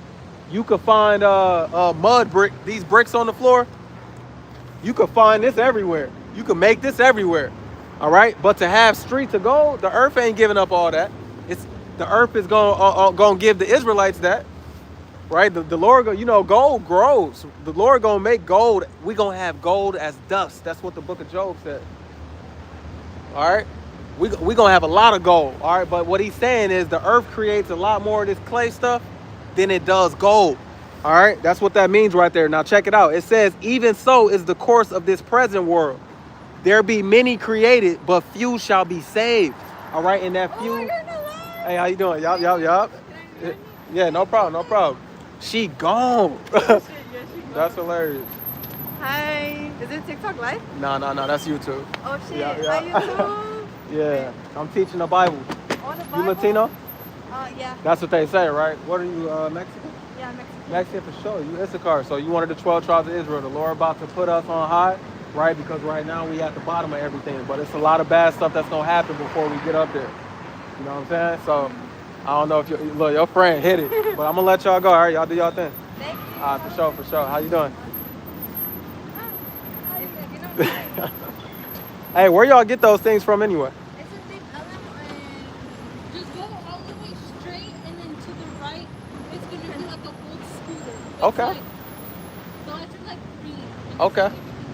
Them things go fast. Like, damn, y'all gone. All right, for sure. All right, I appreciate it.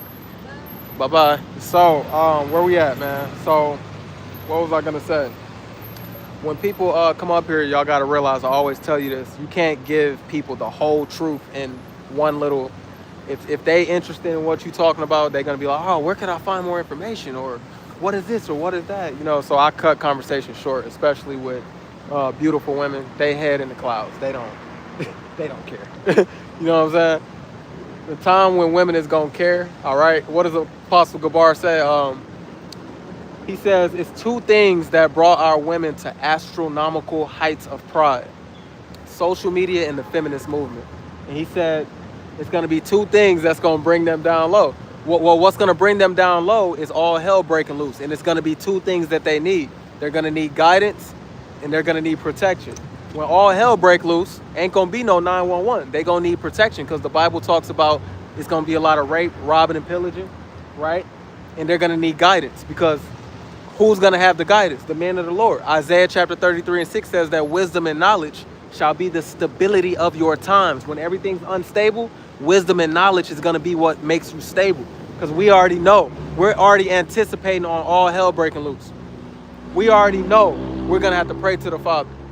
Right? We already know the angels is going to help us in that day.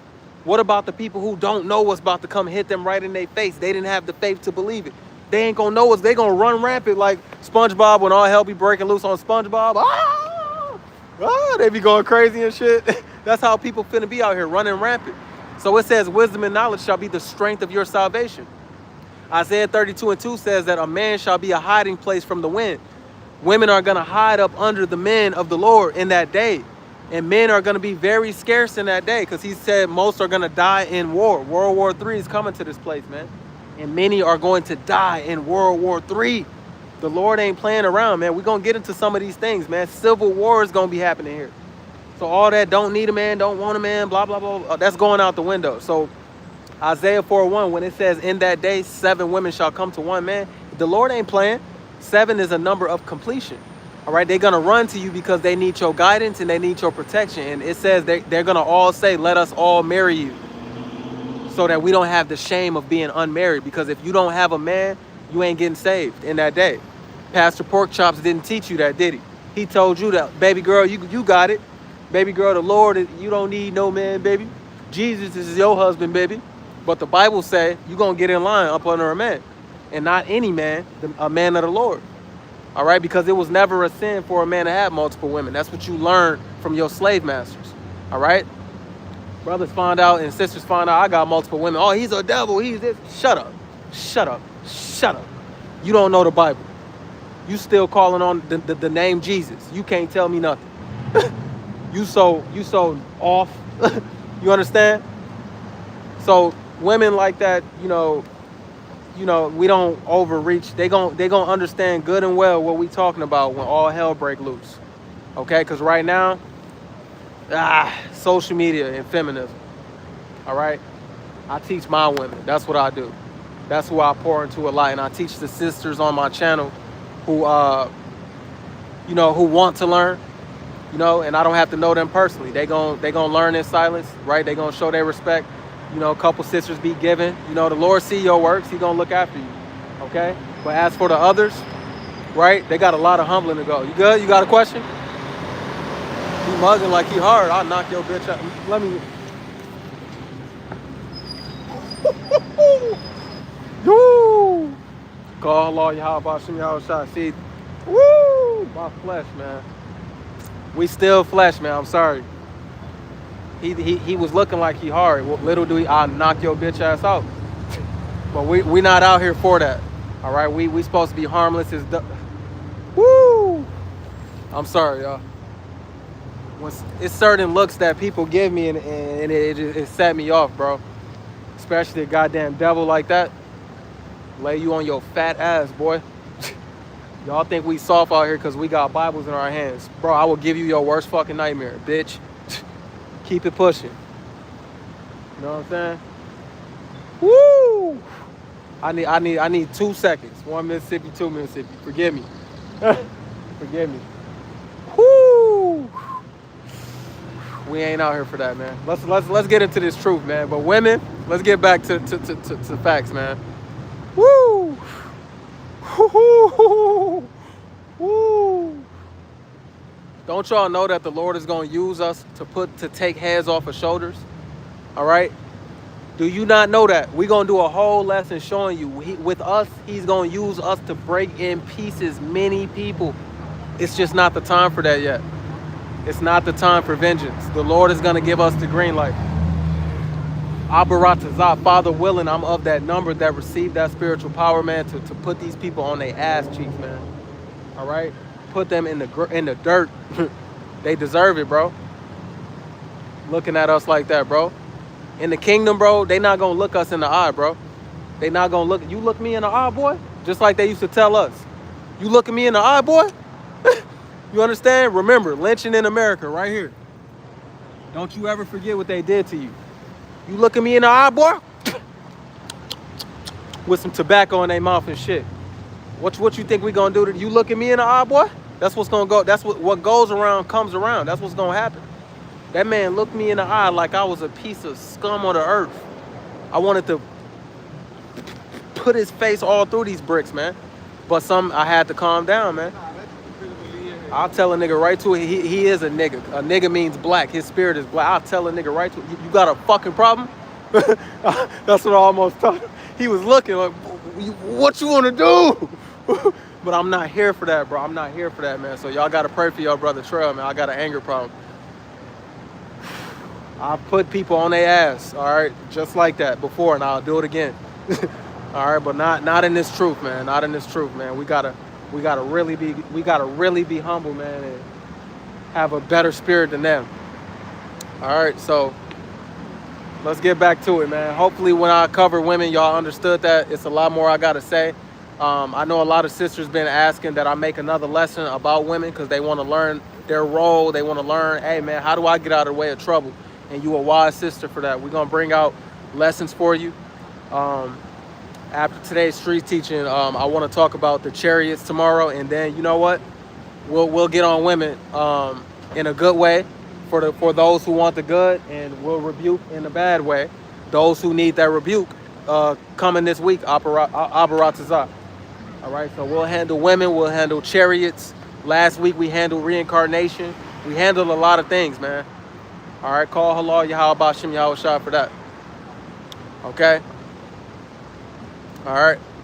Somebody said there's no man of God around me. I'm not choosing to be single. I understand that. And the Father understands that. Hey. They gone. Very, very beautiful. The Lord gonna, you brothers, keep doing this work, man. We can't handle too many women right now. All right, so look, smile, they can keep pushing, man. My hand's full already. All right. My hands is full already, but the Lord is gonna give us, man, a lot. All right, just wait on it. Okay? Some of you sisters who don't got men yet, the Lord gonna give you, he gonna assign you to your man. You just keep on giving this truth, man. And if he happens to assign you one before the destruction, all right, take heed to it. Pray about it. All right? But all that Jesus is my husband shit, that is not how this is finna go down. Jesus is my husband. Bullshit. Oh, shit. The Lord gonna give you a real man. You understand? That's the order of the kingdom, whether you like it or not.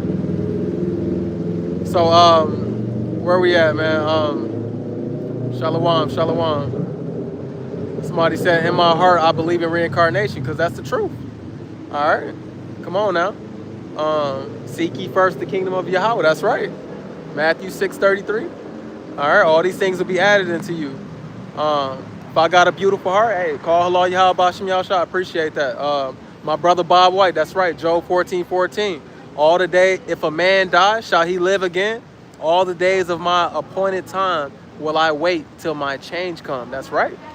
That's right, my brother Bob White. Shalom to you, King. All right. So yeah, y'all. The world that's for now is made for many. The world to come is made for few, man. And we trying to be of those few. Okay. I haven't even gotten into the nightmares that's about to come because the Spirit just took the video, the whole trajectory of the teaching to other places. I feel good about it though, man. It's been an edifying video. All right. So let's see. Where could we go? If y'all just give me 2 seconds, I'm just trying to get something that'll really handle what's about to happen here. In fact, I'm gonna get off a second Esdras right here. We'll break down more of this throughout the week. I'm gonna get Isaiah chapter 13 because that'll go right into Babylon and what's gonna happen in Babylon. We'll get Isaiah 13 and then we'll close out. How about that? All right. How about that? Second Esdras is cold though, man. It tell you about how, we're gonna go into World War III and the women is gonna mourn having no bridegrooms because it ain't gonna be too many men left out here, man. Man, hey, I'm sorry, man. Normally my yays is yays and my nays is nays, but hey, Salakia, we gonna get that. Second Esdras 15, man. We gonna get that. We gonna get that. Because I was going to go into Second Esdras 9, measure the times we in, the great pride in Second Esdras 8. I was going to get all that, but let's just get into Second Esdras 15, man. All right. Yeah, let's just get into that. I want the brides shall mourn, having no husbands. We'll get 16, and if we got to go to 15, we will. So it says, verse 31, even so in those days, okay? Come on now. Even so, in those days, brother said we listening from Pennsylvania. That's another thing I like to do to show y'all the power of the Lord. He said that we will be gathered from the east to the west, right, by the word of the Holy One, by this internet, right? The books will be open before the firmament, and we went into the power of the internet. So yeah, if y'all in different states and different countries, shout your country out, man. Let people see the power of the Lord. It got nothing to do with me. Shout out the country you in. Shout out the state you in, right? Make yourself known, all right? But meanwhile, I'm about to get up in here. So it says, 2nd Ezra chapter 16, verse 31. Even so, in those days, there shall be 3 or 4 left by them that search their houses with the sword. Okay, because men are going to be going from house to house looking for food. This is going to be happening in Babylon the Great. All right, they're going to be looking for food. All right, yeah, we got famine coming. All right, first the famine of the word. He's going to close them out to the prophets, but then a famine of food. Okay, he always does that when he judges a place. Okay, all right, we got Jamaica. Okay, Dallas. All right, come on now, beautiful, beautiful. It says, and the earth shall be laid waste, and the fields thereof shall wax old, and her ways and all her paths shall grow full of thorns, because no man shall travel there through. Okay, it ain't gonna be no workers. Nobody gonna be tilling the ground, tilling the land. The whole earth is gonna be in shambles, man. It ain't even gonna be no work. All right, it's gonna be a time where nobody's going to work. All right, because all hell is breaking loose outside. What's going on, man? So it says, the virgin shall mourn, having no bridegrooms. That's the scripture I was quoting. That's talking about the young women ain't gonna have no men to marry.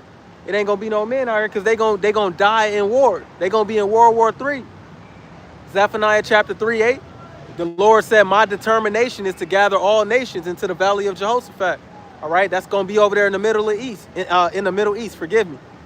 All right, where he gonna gather all nations and they gonna be fighting over there. Why you think your president is puffing up at all these nations and making war with everybody? Because that war is really finna happen. It's called World War III. Revelation chapter 11, verse 16, I believe. It says the second woe is done. The third woe comes quickly. The Second World War was in 1945. It ain't even been 100 years. The Third World War is coming quickly. Okay? Quickly. All right? So it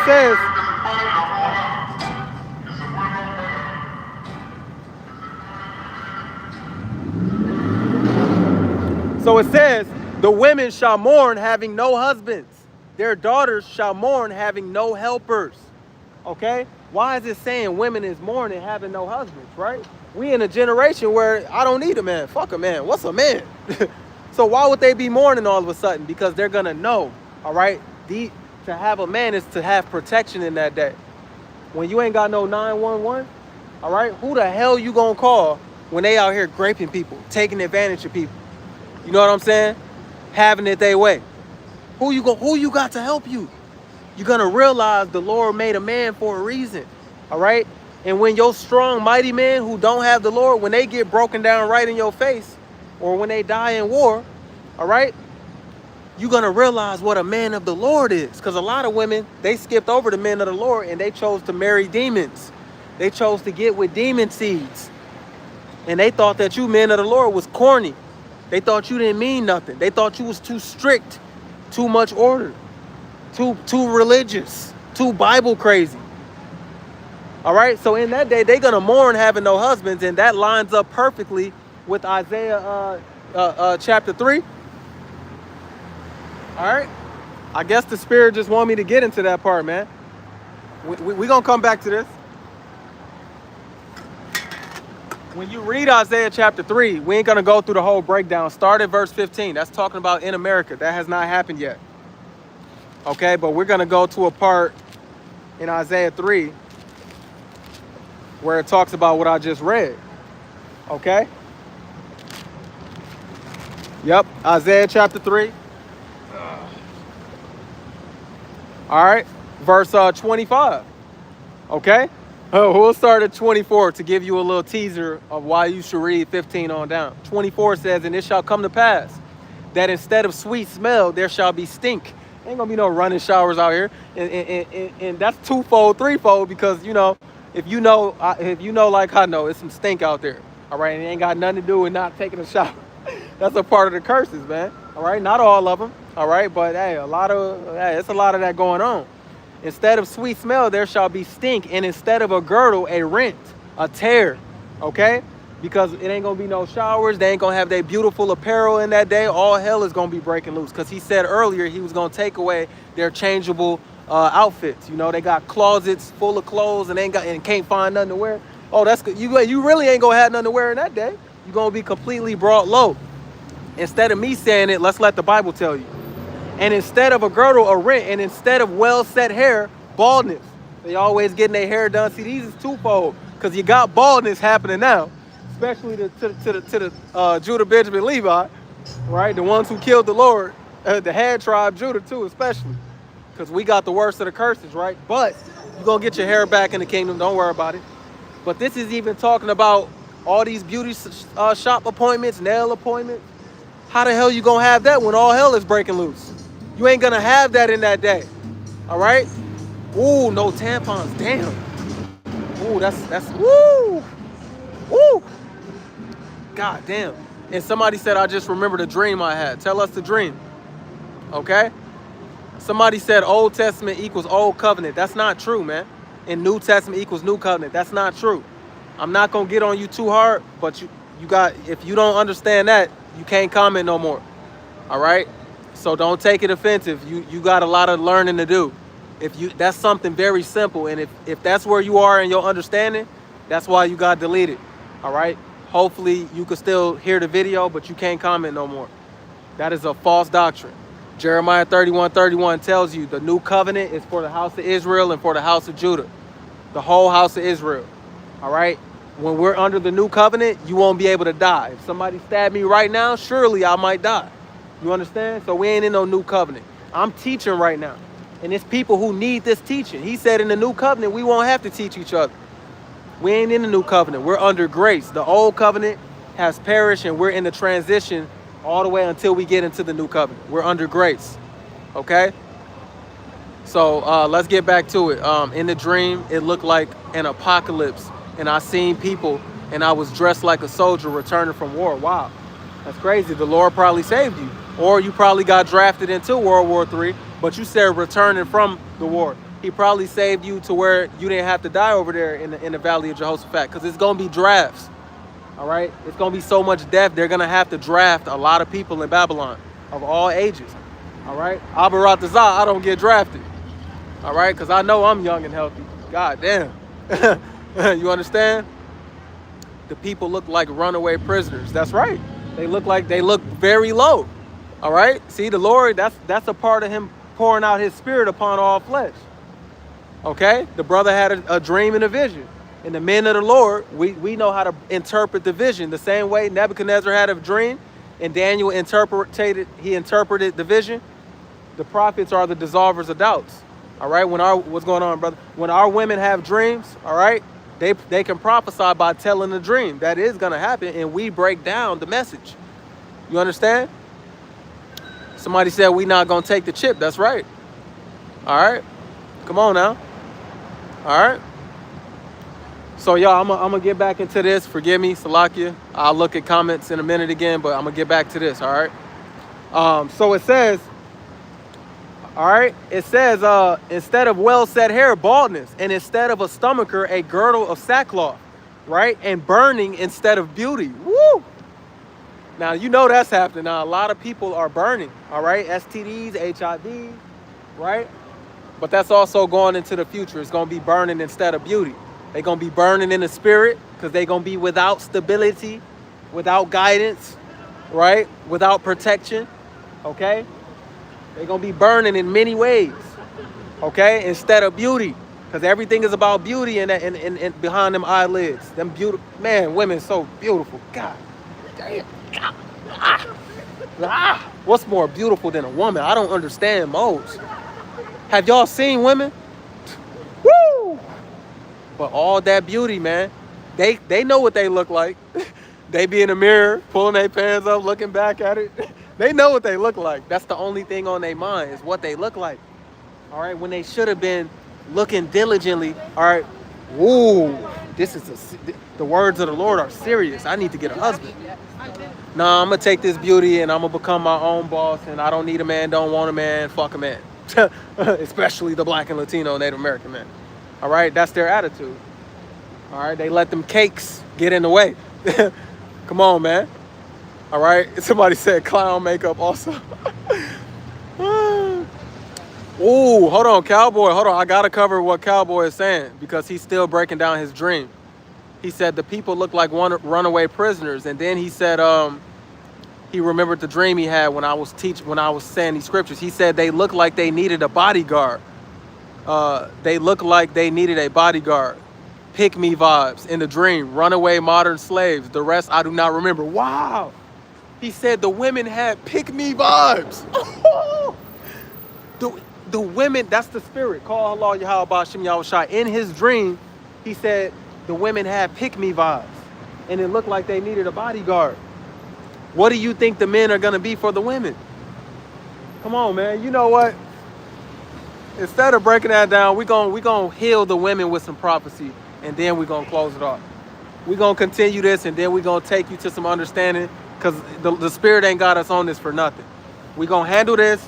We're going to finish that sentence in 2 Ezra 16. Then we're going to go into something else about our women, because y'all need to wake up and smell the coffee, man. The Lord don't play about his men. And wisdom, all right, she deals with the men, and the men teach the women. That's how it's supposed to go. Proverbs chapter 8:4. My voice is unto the sons of the men. The congregation of the Lord Yahweh is men. Ezekiel chapter 34:31. The flock of my pasture are men. All right, the Lord loves you. Oh, he loves you so much. But you got to be in order. 1 Corinthians chapter 14:40 says, let all things be done decently and in order. Do you understand? Y'all got to get in order, man. All right? Come on now.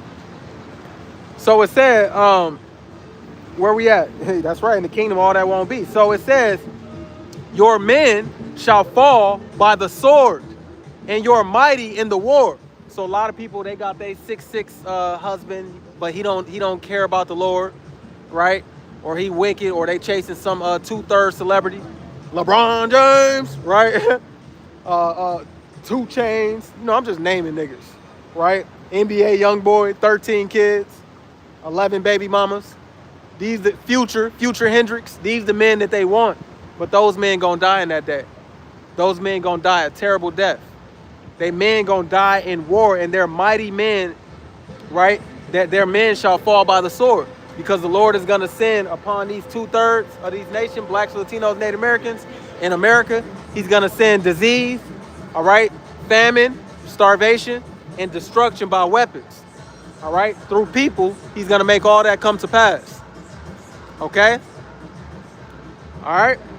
So he says, your men shall fall by the sword. So even those women who have a man, if they not a man of the Yahweh Ba'ashim Yahushai, they gonna die. So the men that they about to run to, which we about to read, are gonna be men of the Lord. It says, and her gates shall lament and mourn, all right? And she being desolate shall sit upon the ground, all right? Come on now. So he's gonna bring her down from her high place, because women, this is the place of Jeremiah 31:22, where women are above a man. The Lord did that. He set them up on a pedestal. This is the place where he's gonna bring them down to the ground. Do you understand? That's what the Bible says. What's going on with you? How you doing? All good? Thank you. You too. So it says, and she being desolate shall sit upon the ground. All right? And in that day where he humbles them, he's going to offer a way of escape for our women when he humbles them. Because, see, he's merciful, but the women ain't going to like this, because your humbling is going to look like this. In that day, 7 women shall take hold of one man, saying, we will eat our own bread and wear our own apparel. Only let us be called by your name to take away our reproach. Our reproach is our shame. All right? So when I accidentally dropped my can. When I like what it says in the New Living Translation. Let me grab that. It makes it make a little more sense, right? They're asking all to be one man's husband. And that number 7 is a number of completion. That's not just 7 women. You don't know how many that is. That could be whatever the Lord see fit for you. You know what I'm saying? It's gonna be so many in that day. Hey, hey, hey. You too, you too. So let's see. Y'all have no idea how many women be all in my face already. But again, like I said, I can't handle all that. Never mind. Know y'all limits. It ain't the time yet, brothers. All right. And some of y'all, if you don't get all that attention, that's okay too. The Lord gonna boss you up. It ain't gonna matter what you look like. It ain't gonna matter your status. It ain't gonna matter about money. All right. Everybody ain't tall, dark, and handsome. All right. That don't matter, man. That's not gonna matter in that day. Those are not gonna be the requirements at all. It's gonna be about wisdom and knowledge and stability, and that's what it's gonna be about. Okay. And even more. That's right. Spiritual, man. Come on, man. All right. Somebody said it's not all about women. Now, you clearly haven't been in this classroom long because it just got started about women. All right. Women is a very important thing when it comes to life. They bring life into this world. What is a man without a woman? What are you talking about? It's not all about women. The Lord made two genders, male and female. God damn it. You think we only supposed to talk about men? We got to talk about women. Shut your ass up. Respectfully. Somebody got to tell you. All right. Now, this is Isaiah 4:1. It says, in that day, so few men will be left that seven women will fight for each man, saying, let us all marry you. We will provide our own food and clothing. Only let us take your name so we won't be mocked as old maids. Meaning, if you don't let us marry you, we're going to die. To be rejected in that day, to be rejected today by a man, oh, men come a dime a dozen. Oh, I don't need a man. I could be single. To not have a man in the day where all hell is breaking loose, you're going to die because the man that's digging in trash cans is going to be digging in your ass can. Do you understand? Men going to be taking it. The one who was digging in that trash is going to be digging in your ass because it ain't going to be no 911 in that day. All right? You got some beasts out here who ain't had none in a minute. You understand? The Lord gonna let them get some off. They gonna get their rocks off. You ever saw the movies like the Book of Enoch? The Book of Eli, forgive me. What was happening to the women when all hell break loose? They was getting raped. That's what's gonna happen. Do you understand? You are nothing. Without Esau, Edom protecting you, the white man and his police, you're nothing but ass and titties. All right? To these men out here with muscles and testosterone, and they got these feelings in them. You ain't saying no to no man in that day. You gonna say, bitch, there ain't no consequences. Come here. So you need men with integrity. All right? And the only men in that day that's gonna have integrity, protection, provision, guidance is gonna be the men that the Lord sustains. The men that the Lord has stable through wisdom and knowledge, through his spirit. We don't want to rape you. It's gonna be so many women on us. We ain't got to do that. We ain't got to do that today. We ain't got to do that then. But these men out here, when they know that they counting their days, God damn it, I'm about to die. They gonna have a feast on you women. Boy, it's gonna be an all-you-can-eat buffet out here, cause it's so many beautiful women. And what's beautiful to you may not be beautiful to the next man. I don't care if you 250 pounds. I know men who love big women. I don't care what you look like. It's somebody out there who gonna want them buns, all right? And they gonna get toasted in that day, all right? Imagine 25 gorillas just beating the shit out of you and just having a way with you. Y'all not scared of the Lord yet until he unleash everything on you. Because of great pride, these type of plagues are coming into the earth. Because of pride, all right? And the Lord ain't about to play with you women out here. You up under your non-believing husband and you feel all safe, right? You up under, you in your singlehood, your single motherhood. You don't need no man. You cursing out the men of the Lord. You coming on a comment board saying whatever you feel. You coming up here, you think some shit funny. The Lord got something for you in that day. We already done told you what's going to happen to men 1 million times. Every day I tell you what's going to happen to men. What about what's going to happen to these women? Who the hell going to tell these women to their face, you got a horrible fucking time coming if you don't get right with the Lord? Who was going to tell them? Come on, man. I love that. My brother Bob White. What does it say? Wisdom of Solomon chapter 3, verse 10. But the ungodly shall be punished according to their own imaginations, which have neglected the righteous and forsaken the Lord. Beautiful. Call halal Yahweh Ba'ashem Yahweh Shai. All right? Somebody said these women need salvation and a job. Their job is going to be pleasing you brothers. All right? And they going to love it. And they going to live beautifully because they're going to be in their proper order. They going to have riches. They going to have beauty. They going to have servants. Right? They going to be in a palace. All right? They going to be having babies. They going to be taken care of. Right? Once they're in their right order. Okay?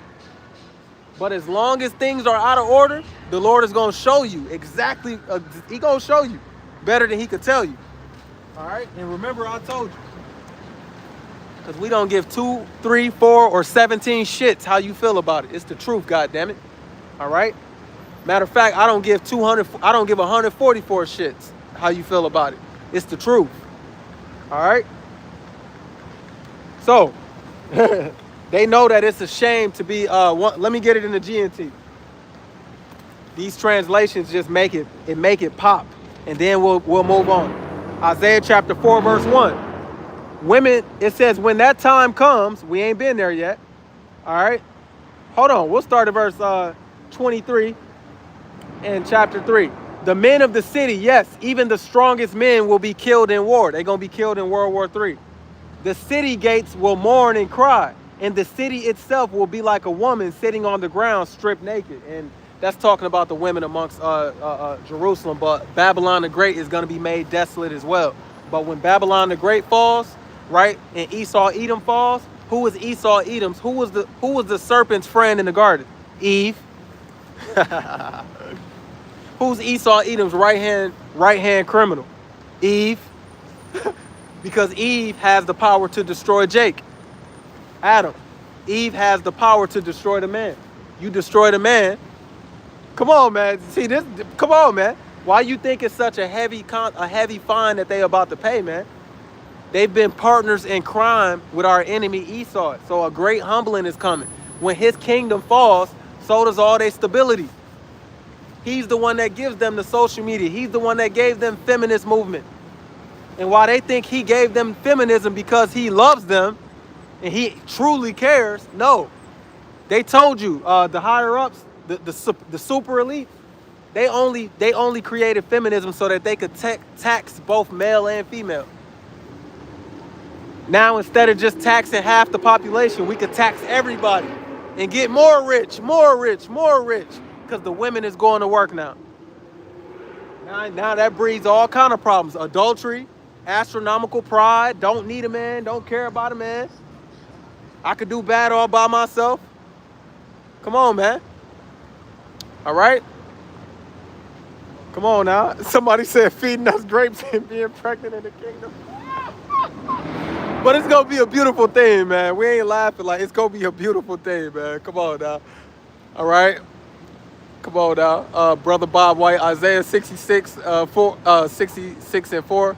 I also will choose their delusions. It will bring their fears upon them. Their greatest fear is that a man overpower them. You think the Lord ain't going to do it? He going to do it. He said he will. We're going to get that too. Their women shall be ravished. That's in Isaiah 13. And I believe Esdras as well. It says, because when I called, none did answer. When I spake, they did not hear. But they did evil before my eyes, right? And chose that which I delight not. They're getting a warning through the men of the Lord right now. I'm not the only one. And they hear what we saying, but they don't all believe what we saying. All right? So what is the Lord going to do? He going to show them better than he could tell them. Do you understand? All right? That's right. So now it says Isaiah chapter 4:1. The time is coming when the Lord will make every plant and tree. Oh, forgive me. My bad. When that time comes, 7 women will grab hold of one man and say, we can feed and clothe ourselves, but please let us say you are our husband so that we won't have to endure the shame of being unmarried. The shame of being unmarried in that day is going to be death. If a man of the Lord rejects you in that day and says, I don't want you, you know how hard it's going to be to find one man of the Lord in that day? So if you cross paths with one of them, Isaiah 13:12 says a man is going to be like fine gold in that day. Gold is rare. If you even find one, and he said, because you ain't cleaned yourself up, your attitude ain't right, tattoos all in the face, this, and that. If they reject you, bro, death is around the corner. You might as well count your days. God damn, I'm dead. They gonna be like, let us all marry you. Let us come with you. You gonna know it's a difference between those who have the Lord and those who don't in that day. All right? Now let's bring it home. After I finish this, we're gonna get Isaiah 32. So it says, the virgin shall mourn having no bridegrooms. Now we know it's because their mighty men is gonna die in the streets of America, Babylon, right? And their men gonna die in war as well over there in the Middle East. And we could prove all of that, but just take my word for it and hit subscribe. You'll eventually get all your understanding, all your confusion is gonna be unraveled the more you come and study. You ain't gonna get this overnight. Just believe, either trust that I'm teaching you the truth or don't. All right? We ain't begging you. Now it says, the women shall mourn having no husbands. Their daughters shall mourn having no helpers, because they're going to know, I need a man. Oh my goodness, I need a man. Society is built up. 911 is still here. Esau's still in power, baby. So you still got you still got the juice. You got power. You good now. One day you won't be.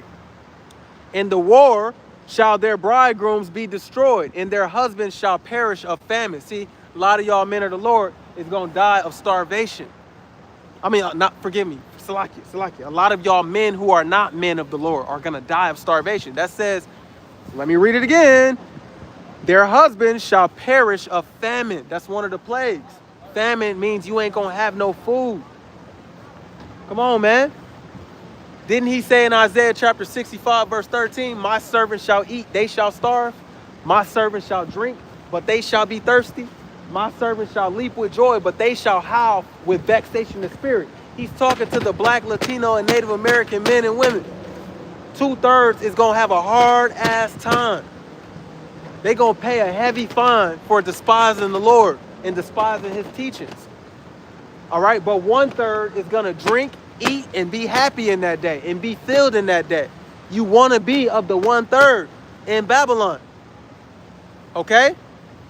Come on now. You don't want to be of the 2/3. The Lord already know most of you are knuckleheads.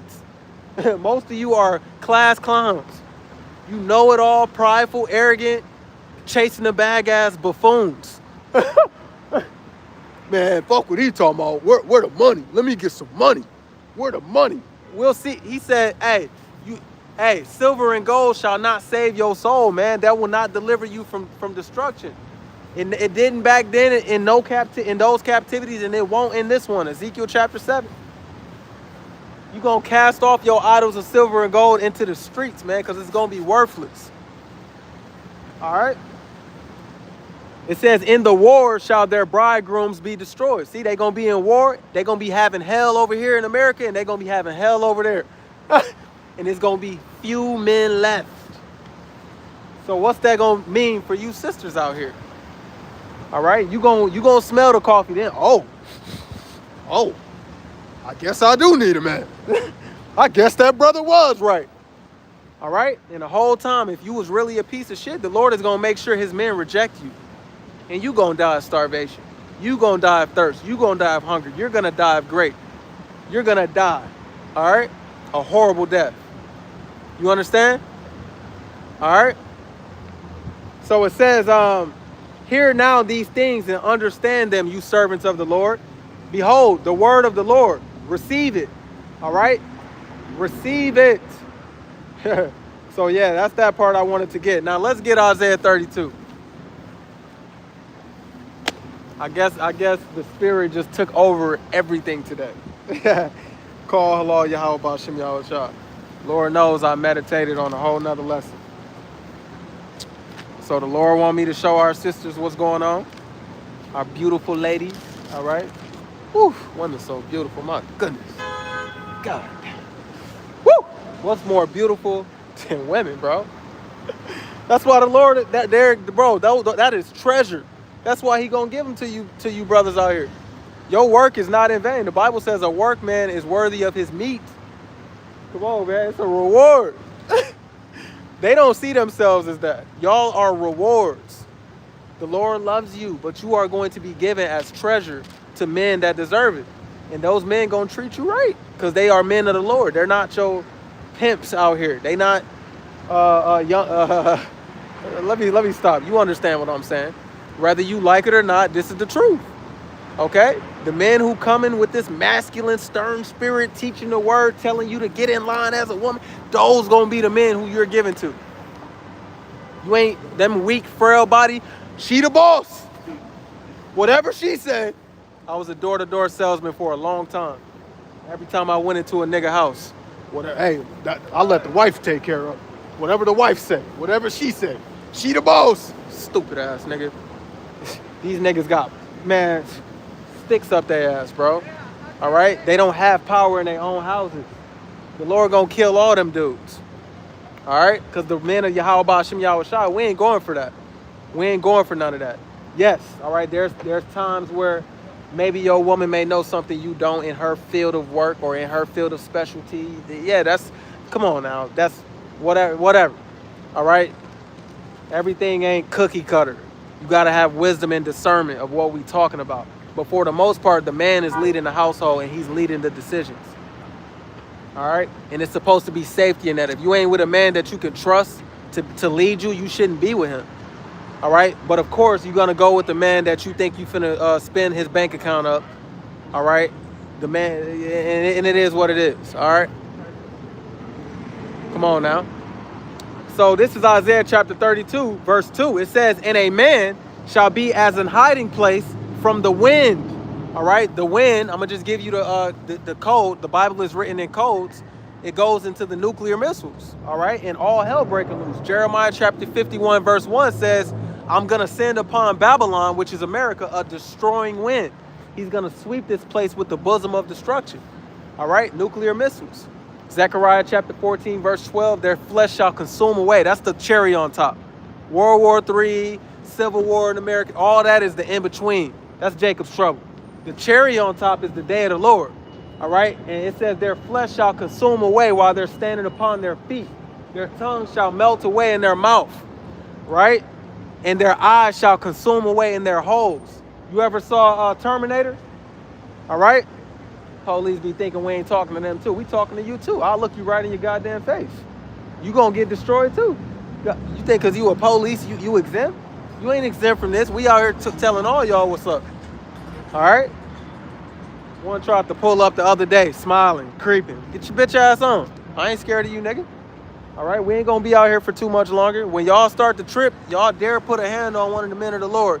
That's when the men of the Lord gonna set that standard, and we gonna be on your ass.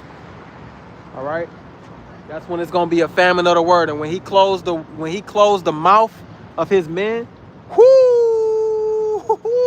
when we ain't allowed to come out here no more, count your days, cause that's coming. It's already prophesied. Anyways, the nuclear destruction is the cherry on top. Babylon in the land of Israel is going to get completely destroyed. Babylon will never have nobody living in it again. Israel will, because these people on this sign is going back home. And our slaves is going to build it back up. All right? That's what's going to happen. That's the truth. Don't like it, don't care. It's the truth. Let's get into this scripture, man. So a destroying wind. A man shall be as a hiding place from the destroying wind. All right? And a cover from the tempest. A tempest is a storm. All right? A man is going to be a cover from the storm. Okay? Your protection and your guidance. Why do you think it said in Isaiah 4:1 they're going to run to you? All right? Come on now. It says, as rivers of water in a dry place. It says a man is going to be like water in a dry place. Imagine being in the goddamn Sahara Desert and it ain't no water for 50 miles. Fuck it, 5,000 miles. And you walking, you ain't got no water. All right, you gonna need water. You understand? I like that dog. For sure. Bro, what you on? Oh, 12 tribes of Israel. What the fuck? Yup. We predominantly this is to the blacks, Latinos, and Native Americans, but we also got brothers who may look like the other nations. You know what I'm saying? You Native American? No, What is it? I'm not Native American. What's your Look, nationality? I like the fact that you're videoing right here. Oh, for sure, And, for sure. I fucking love it. You know For what I mean? sure, my man. Shit, Yeah. You know what I mean? What the fuck? Let's go, baby. Yeah. Murder dog in that bitch. Hey, cute. It's Halo. He said that's Halo. That's Halo. But yeah, my brother. Hey, but look, I appreciate whatever the fuck you're doing. Oh, no problem. Real shit. Hey, have a good one, buddy. For sure, my man. I like videotaping. Hey, bro. Hey, them both your ladies? The pimpin', one is my wife. The black one is my wife. Oh, okay, for sure. My bad. Look. I'm like, okay. Shit. Hey, because we talking about something about that right now. Yeah. All right? She's my wife. All hell is going to break loose in America, all right? And to the She's men my of the wife Lord. and I wiped her up. You wiped her up? Yes, sir. For sure. So the men of the Lord, right, they're going to be getting a whole lot of women in that day because he's about to bring this place down. All right? 100%. America was built up off of bloodshed and evil, right? So what do you think if they planted that seed into the ground, what do you think they're going to reap in return? Bloodshed and evil. That's just the way of the Lord. You know what I'm saying? Yeah. So that's what we teaching. We warning people of the days to come, and that's what's going on, bro. Yeah, real shit. You know what I'm saying? For sure. You out here videotaping? Yeah. Doing That's your my, First Amendment right? that's You my know what I mean? YouTube channel. Oh, I love absolutely, it. bro. I love Come it. on, I man. love it, Freedom of speech. I You love already it, know. And they finna take that away. Man, fuck them. Fuck them. That's what we. Hey, that's They what. they not gonna get that. That's what we over here teaching. When we doing that. And you know why? We gonna give them. I'm not gonna give them trouble, but many Look, men. he is gonna barking- ri- he- yeah, he many barking on that. Many men gonna raise up, right? And they gonna be doing civil war out here, man. They gonna rise up with arms They and ain't, rebel they against ain't the government. taking that against us. Men gonna take that stance. I get what you saying. You know, what I'm saying? Hey, he's standing on it. Hey, you have a good one, Let's though, go, bro. baby. Let's For go, sure. baby. My man's. Look, real shit. Yeah, for sure. All right, my man. I like the channel, and I like what he's doing, and I like what he's doing right here. Let's go. Hey, my bad. Good shit. All Yes, sir. You have a good one, my bro. I'm gonna Good get back to it. Yes, sir. All right, for sure. Yep. So Isaiah, yes, sir. Real quick about what the brother was saying. Do you see the strong stance he took about the First Amendment? He brought it up. He said, no, they not. That's what's gonna cause. That's also in 2nd Ezra. Men shall rebel against the governing authorities. Okay. I'm not gonna go deep into it because I know we in the middle of talking about the women, but this all ties together. This is gonna be a part of the civil war that's gonna happen in America, man. They shall not care about their governing authorities. That's 2nd Ezra 15, actually, right here. All right. Yep, there we go. I want the governing authority. Yep. All right. So right here it says, verse 15 in 2nd Ezra. We'll start at verse 14. 2nd Ezra chapter 15, verse 14. It says, woe to the world and them that dwell therein, for the sword and their destruction draw near. So a lot of weapons and destruction is coming around the corner. One people shall stand up to fight against another. That's going to be a part of the race wars that's going to go on in here. And swords in their hands. They're going to have guns. Swords means weapons. All right, they're going to fight each other with weapons in their hands. For there shall be sedition among men. Sedition means to rebel against the governing authority. Okay? Sedition is to speak against, all right, the powers that are over you. Okay? It says, and invading one another. So men remember, they're going to sweep each other's houses for food. It says, they shall not regard their kings nor princes, in the course of their actions shall stand in their power. All right, because they're going to rebel against the governing authorities. And there's other scriptures that say it too, but I just wanted to get something. They're going to say, hey, you can't do this, you can't do that. Other men going to say, say what? Say what? What you say I can't do? And they're going to fight against. All right, all this ICE stuff going, they about to rebel against. All right, plenty things, man. All right. A man shall desire to go into a city and shall not be able, for because of their pride, the city shall be troubled, the houses shall be destroyed, and men shall be afraid.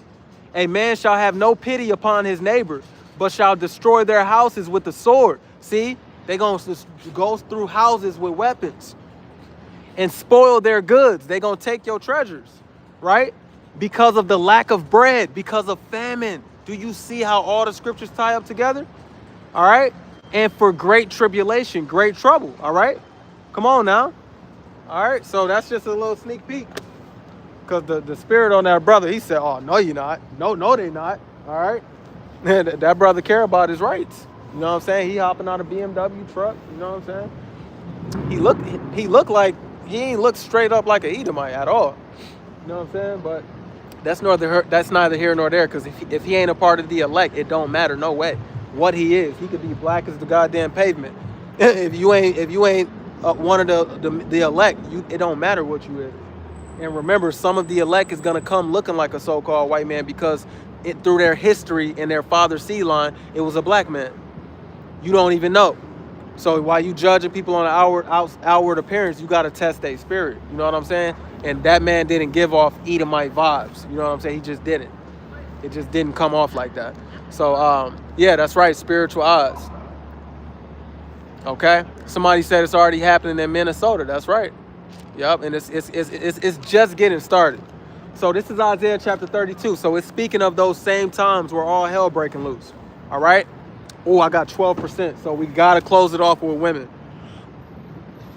A man shall be as a hiding place from the destruction, and a cover from the storm, as rivers of water in a dry place, right? As the shadow of a great rock in a weary land. Imagine being in a desert, right? And you just need some shade from the sun. A man is going to be like shade from the sun. A man is going to be like a glass of water on a long journey. Okay? All right? That's the times that's coming, man. All right? Because the men are going to be hiding underneath their covering, which is the Lord. What is that? 1 Corinthians chapter 11, verse 3. I haven't quoted that in so long. Let me make sure, Salakia, let me make sure that's where that's at. I haven't quoted this one in a long time, but I'm pretty sure that's where it is. That's right. But I would have you know that the head of every man is Hamashiach. The head of every man is Yahushua, our Savior. All right, and remember, he deals with the men. All right, wisdom. My voice is into the sons of men. Ezekiel 34:31. The flock of my pasture are of men. Right, and it says the head of the woman is the man, and the head of Christ, Yahushua, is Yahweh, the Father. So everybody has a covering. So the men are going to be hiding up under their covering, which is the Lord, the Son of God. The Son of God, he hides under his Father, right? And the women should be up under the men. So it's saying when all hell break loose, a man is going to be like a glass of water in a place where it ain't no water. That's not today. Today, I don't need them. Fuck them. Shit, I got a corporate office in the fucking corner. You know what I'm saying? I went to college. I got parents, right? I ain't got no time for no goddamn dusty ass man. But in that day, you gonna know goddamn well. Oh, you need one. You understand? All right. So it says, verse 9. Okay, the Lord, this. He's purposely gonna do this to you women of our nation. Rise up, ye women that are at ease. This is personally to the women of Israel, you black, Latino, Native American women. Let's prove it. He said, rise up, you women at ease. You women, right, who don't care about nothing but your own goddamn self. You're cynical, self-centered, right? Fucking Nicki Minaj spirit and shit. It says, hear my voice, you careless daughters. All right, you know he's talking about, all right, these Israelites right here. Because that's his daughters, the daughters of Zion, with an S on it.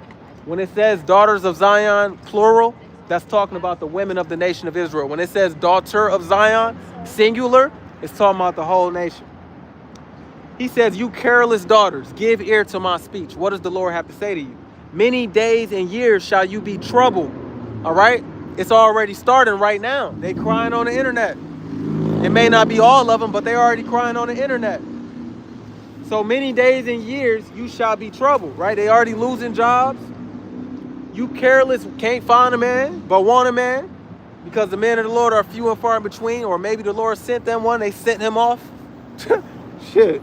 You careless women, for the vintage, right, the goodies shall fail. The gathering shall not come, because they're expecting for these stores to keep giving them their groceries. They're expecting for these jobs to keep giving them their positions. They're expecting for the hair salon to be open. They're expecting for the club to be open. They're expecting for the tricks to trick on them, right? For the pimps to pimp them. They expecting for things to keep going how it's going in Babylon. He said it's gonna fail and it's not gonna come. Tremble, ye women that are at ease. Be troubled, you careless ones. He's calling our women careless. They don't care. You telling them this truth, they don't care. They don't want to hear about it. You know what I'm saying? Of course, our men don't either, but they don't want to hear about it. What's going on, brother? You say what? Let me hear it. Oh, my bro. What's your nationality, man? Mexican, You man. Mexican? All right, you Issachar. We don't mean to put you at the bottom like that. All of these tribes is important, bro. You one of the 12 tribes of Israel, right? Most likely, which means we the top people on the planet of the earth. When you went to church, they didn't teach you that. That's They right. told you everybody is equal. That's not the truth. Deuteronomy 7:6 says that the Lord chose one people to be special to him above all people on the face of the earth. But he punished them to be at the bottom of everybody's shoes, right? Right. The Chinese, they open up salons and wig stores in our neighborhoods, right? The Arabians, they got gas stations and all kind of shit. Right. And the white man got his face on the money. Exactly. Even in Mexico, you got a peso, but whose dollar is over that? Yeah. The white man's dollar, right? And who infiltrates the government? The white man in Mexico. They even set up a president, which is a female, and she's a descendant of the people that they call Jews. She ain't even Mexican. No. And the language of Spanish comes from who? The conquistadors. It's all them Jews. Come on, man. Fuck So- them Jews, man. Hey, man, it's a lot. Hey, look, I can't say that on here because they own that too. You know what I'm saying? Shit, my fault, You man. good. Because you said it. But they own this. So they got a right to tell us what Nah, to do. man, they own all this. They man. own all of this, it, bro. See, the brother know what's going on, man. You feel me? Hey, Issachar, brother. This is our brothers, man. Let me hear a little gospel So, word, man. yeah, all right. So it says in Revelation 13:10, this is the part of the gospel. He who leads into slavery shall go into slavery. This is the patience and the faith of the saints. Mhm. The saints is his people, his chosen people. We cannot wait to do to them what they done to us. That's right. You see that lynching in America? That didn't just happen to black people. That happened to Latinos, Oh, Native yeah. Americans, and blacks, right? Yes, But sir. school only taught about what happened to black To people. black people, But- they ain't show what happened to Mexicans, Exactly. Indians. They ain't teach about how the white people took over their land. Come on, bro. Come on, bro. We standing in shit that didn't belong to them, and they wake up, man. Come on. they need to wake up. That's what I'm So saying. we teaching that, bro. Do you got a phone on you, bro? Absolutely. Bro, look the channel up, man, so you can have something to take with you, bro. Cause I got can my tell. phone on me, You don't got it? bro. Here, sir. I'm gonna write something down. You can for write it down from paper. bro, and subscribe, bro, cause you already got. Absolutely, man. For sure. Yeah, bro. It's some terrible times gonna come, bro, and you ain't gotta participate in the destruction that's about to come on our people, man. Absolutely. If you man. tap into this knowledge, bro, Trail, Knowledge is power, man. knowledge is power, man. And I was just telling them, Isaiah 33:6, wisdom and knowledge is gonna be the strength of us getting saved out of here. Absolutely. Because nuclear missiles is about to come sweep Oh, this yeah. place like a broom, bro. Yeah. Can you read that? Trail, Trell. Yeah, I can read Trail that. Chosen. Yes, sir. That's the channel, bro. Hit the subscribe button. Bro. I got you, Feel man. me? And Got you. my Instagram in the bio. If you got any questions, just hit me up, bro. Absolutely, man. God bless, man. Hey, you too, Take my care, bro. man. All right. Shalom. That means peace. You too, man. All right, for sure. Hey, that's a beautiful thing, man. See, a lot of brothers walk past, a lot of sisters walk past, right? But some gonna inquire and they gonna ask what's going on. Ezekiel 37 said, when your people ask, what is this sign? You tell them he gonna take all these tribes together, right? And he gonna deliver them out of the hand of their enemies. That's the gospel. All right? Come on, man. You said, let me hear the gospel, man. He left his family to learn about this. Come on, so that's a beautiful thing, man. That is so beautiful. All right? All right. Okay, so where we at? 7%. So it says, tremble ye women that are at ease, be troubled you careless ones, strip you and make you bare, and gird sackcloth upon your loins. So he's gonna bring them down. All right, just like he said in Isaiah chapter 3, they're gonna sit in the dust. All right, because right now they got a lot of pride and arrogance. You understand? So yeah, man, that's what's going on. It's a lot more we can get into with the whole woman thing. It's a lot more we can get into with the destruction of America. But just know, man, all right, it's a lot of crazy stuff that's about to happen. Okay, if you want to get out of the way of the trouble, you got to hide yourself under the truth. If you don't hide yourself in the truth, you're going to get swept away with the lies. America is full of lies. Here it is, we can't even tell you, we can't even speak about certain people without getting picked on by these people and they saying that they the people. We're getting silenced. If people have the power to silence you, that means they in a position of power. All right? Did the Lord say that his people was going to be in a position of power at the end, or were they going to be in a position of needing a savior? They're going to be in a position of needing a savior. They ain't going to be able to stump on people and make laws and put their money behind punishments, and that ain't the no, his people is lowly, man. All right, so we did our job, man. All right, the Lord, he took over. Everything I thought I was going to teach, I didn't really teach today. The Spirit just took over and we did what we did, man. We in a cool spot. All right. Cool little spot. All right. Everything that you see here is going to be destroyed. Okay. It's a lot of Jakes out there. While I'm putting this away, we'll talk. It's a lot of Jakes out there. Y'all don't want this place to end because you still got goals. You still got family that you want to prove points to. You still want to flex, right? You still got some money to chase, right? You still got that girl you trying to get. So you saying, no, I don't want to learn the truth yet. I still got to work on my comeback story, okay? Man, if you don't get this truth, you going to die with that story. You understand? And that story never going to come to pass anyway. All right, the Lord don't even let most of Jake even reach their dreams here. That's powerful right there. All right. Matter of fact, none of these Jakes get to reach their dream. All right, even the celebrities, right? You know how much they got to give up to live that life? Them boys get touched. You understand? They drugged up. They not happy. They can't sleep. They getting used to death because this devil will use you and spit you out like a used condom. All right? It ain't what they thought it was. All right? And before you know it, they in a swimming pool full of regret. All right? So while you putting this truth off to go do what you want to do, I got this to do, that to do, that to do, that, and then I'll learn about the Lord later. No, stop talking about America being destroyed. That ain't going to happen till 50, 30, 60, 70, 80 years. Man, shut the fuck up. You going to eat those words. All right? They've been saying that since the 1950s. If I had $1 for everybody who said that, man. Stop it, man. You going to find out, all right, that the Lord is the reason why. You got, man, Dallas, man, it's a lot of prophets, man. They out here. They outside. All right? You're going to find out it's a reason why we're hastening. We're telling you, no, this is the time. This is seriously the time. These devils got something called Agenda 2030. We may not even make it to 2030, bro. All right? The second they put those RFID chips, Revelations 13, 16, into your hand, and they force you to take it, or you get kicked off of the grid, you get kicked off of society, you won't be able to buy or sell. The second they release that, you could count your... It's over with. It's over with because when that comes out, World War III is already going to be popping. In fact, World War III has already started since Ukraine and Russia back in 2022 because that's a proxy war. Ukraine is taking the place of America. All right? Ukraine is with NATO. Everything all the weapons that they use to fight against Russia is from NATO. Do you understand? So Russia is already warned. Our proxy means a substitute.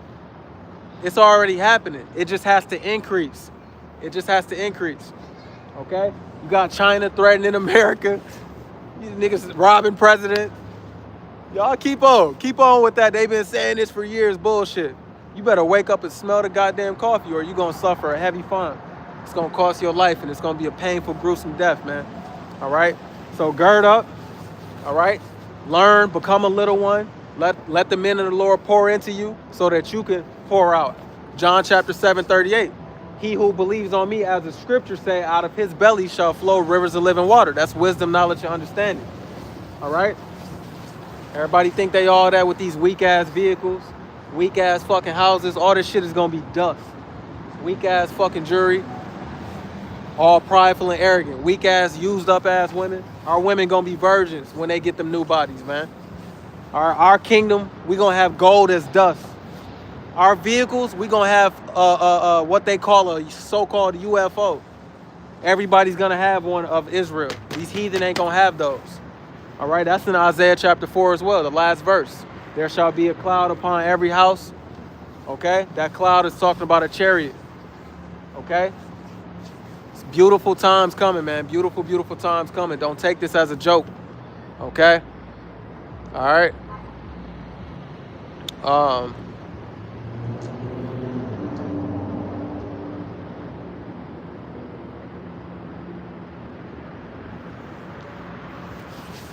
So yeah, it's gonna be beautiful, man.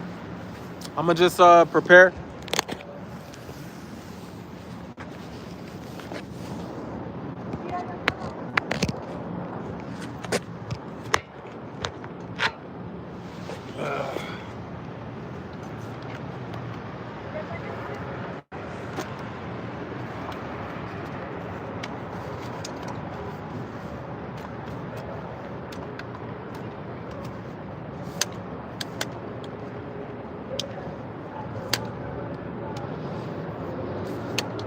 That Northern Kingdom brother, man, that was pretty solid, man. That was like a breath of fresh air to him. He was like, yeah, man, they took everything, man. Yeah, man, they don't even teach our history, bro. They don't even teach what happened to the Latinos. They don't even teach what happened to the Native Americans. They only tell you the blacks are slaves. Like, goddamn, you do know it was more than just us being oppressed here, right? Oh, Jeremiah chapter 50, verse 33. Judah and Ephraim were oppressed together. Okay? It wasn't just Judah. It wasn't just Judah, Benjamin, and Levi getting slave treatment out here. We got the worst of it though. I ain't gonna lie. But can you even say that when most of them died by disease and pestilence and got wiped out?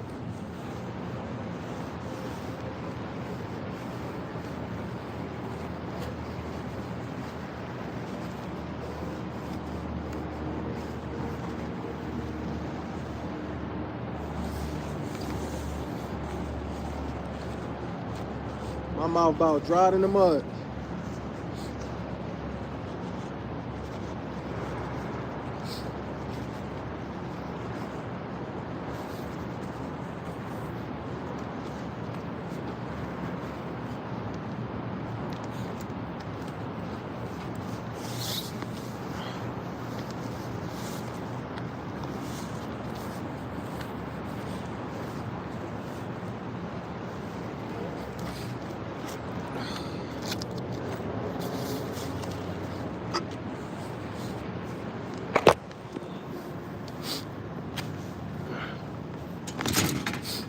Yeah, man.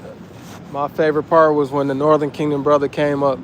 Look at this, look at this, look at this. Bro, we in the chief place of concourse, bro. All right, no kidding around. Chief place of concourse. All right. As a public show, as a witness to Yahweh Hashem Yahushua. Did I close out? I don't think I did. All right, but hey, call halal Yahweh Hashem Yahushua by Hashem Rakakwadash. Did I close out? I don't know.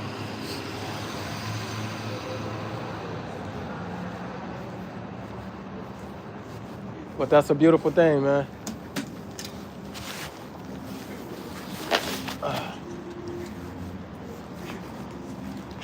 It's a beautiful, beautiful thing, man. I appreciate everybody that came out today. Moderators, appreciate you. All right. Bob White, appreciate that. My bad, man. I'm gonna definitely close out. Woo! Hold on. No. Copyright. Hey, they gonna copyright me for that song, so I don't want them to mess with my video, so I'm gonna get up out of here. Let me make sure they ain't hit my freaking car, because these... Okay, they didn't hit it. All right, man. Shalom.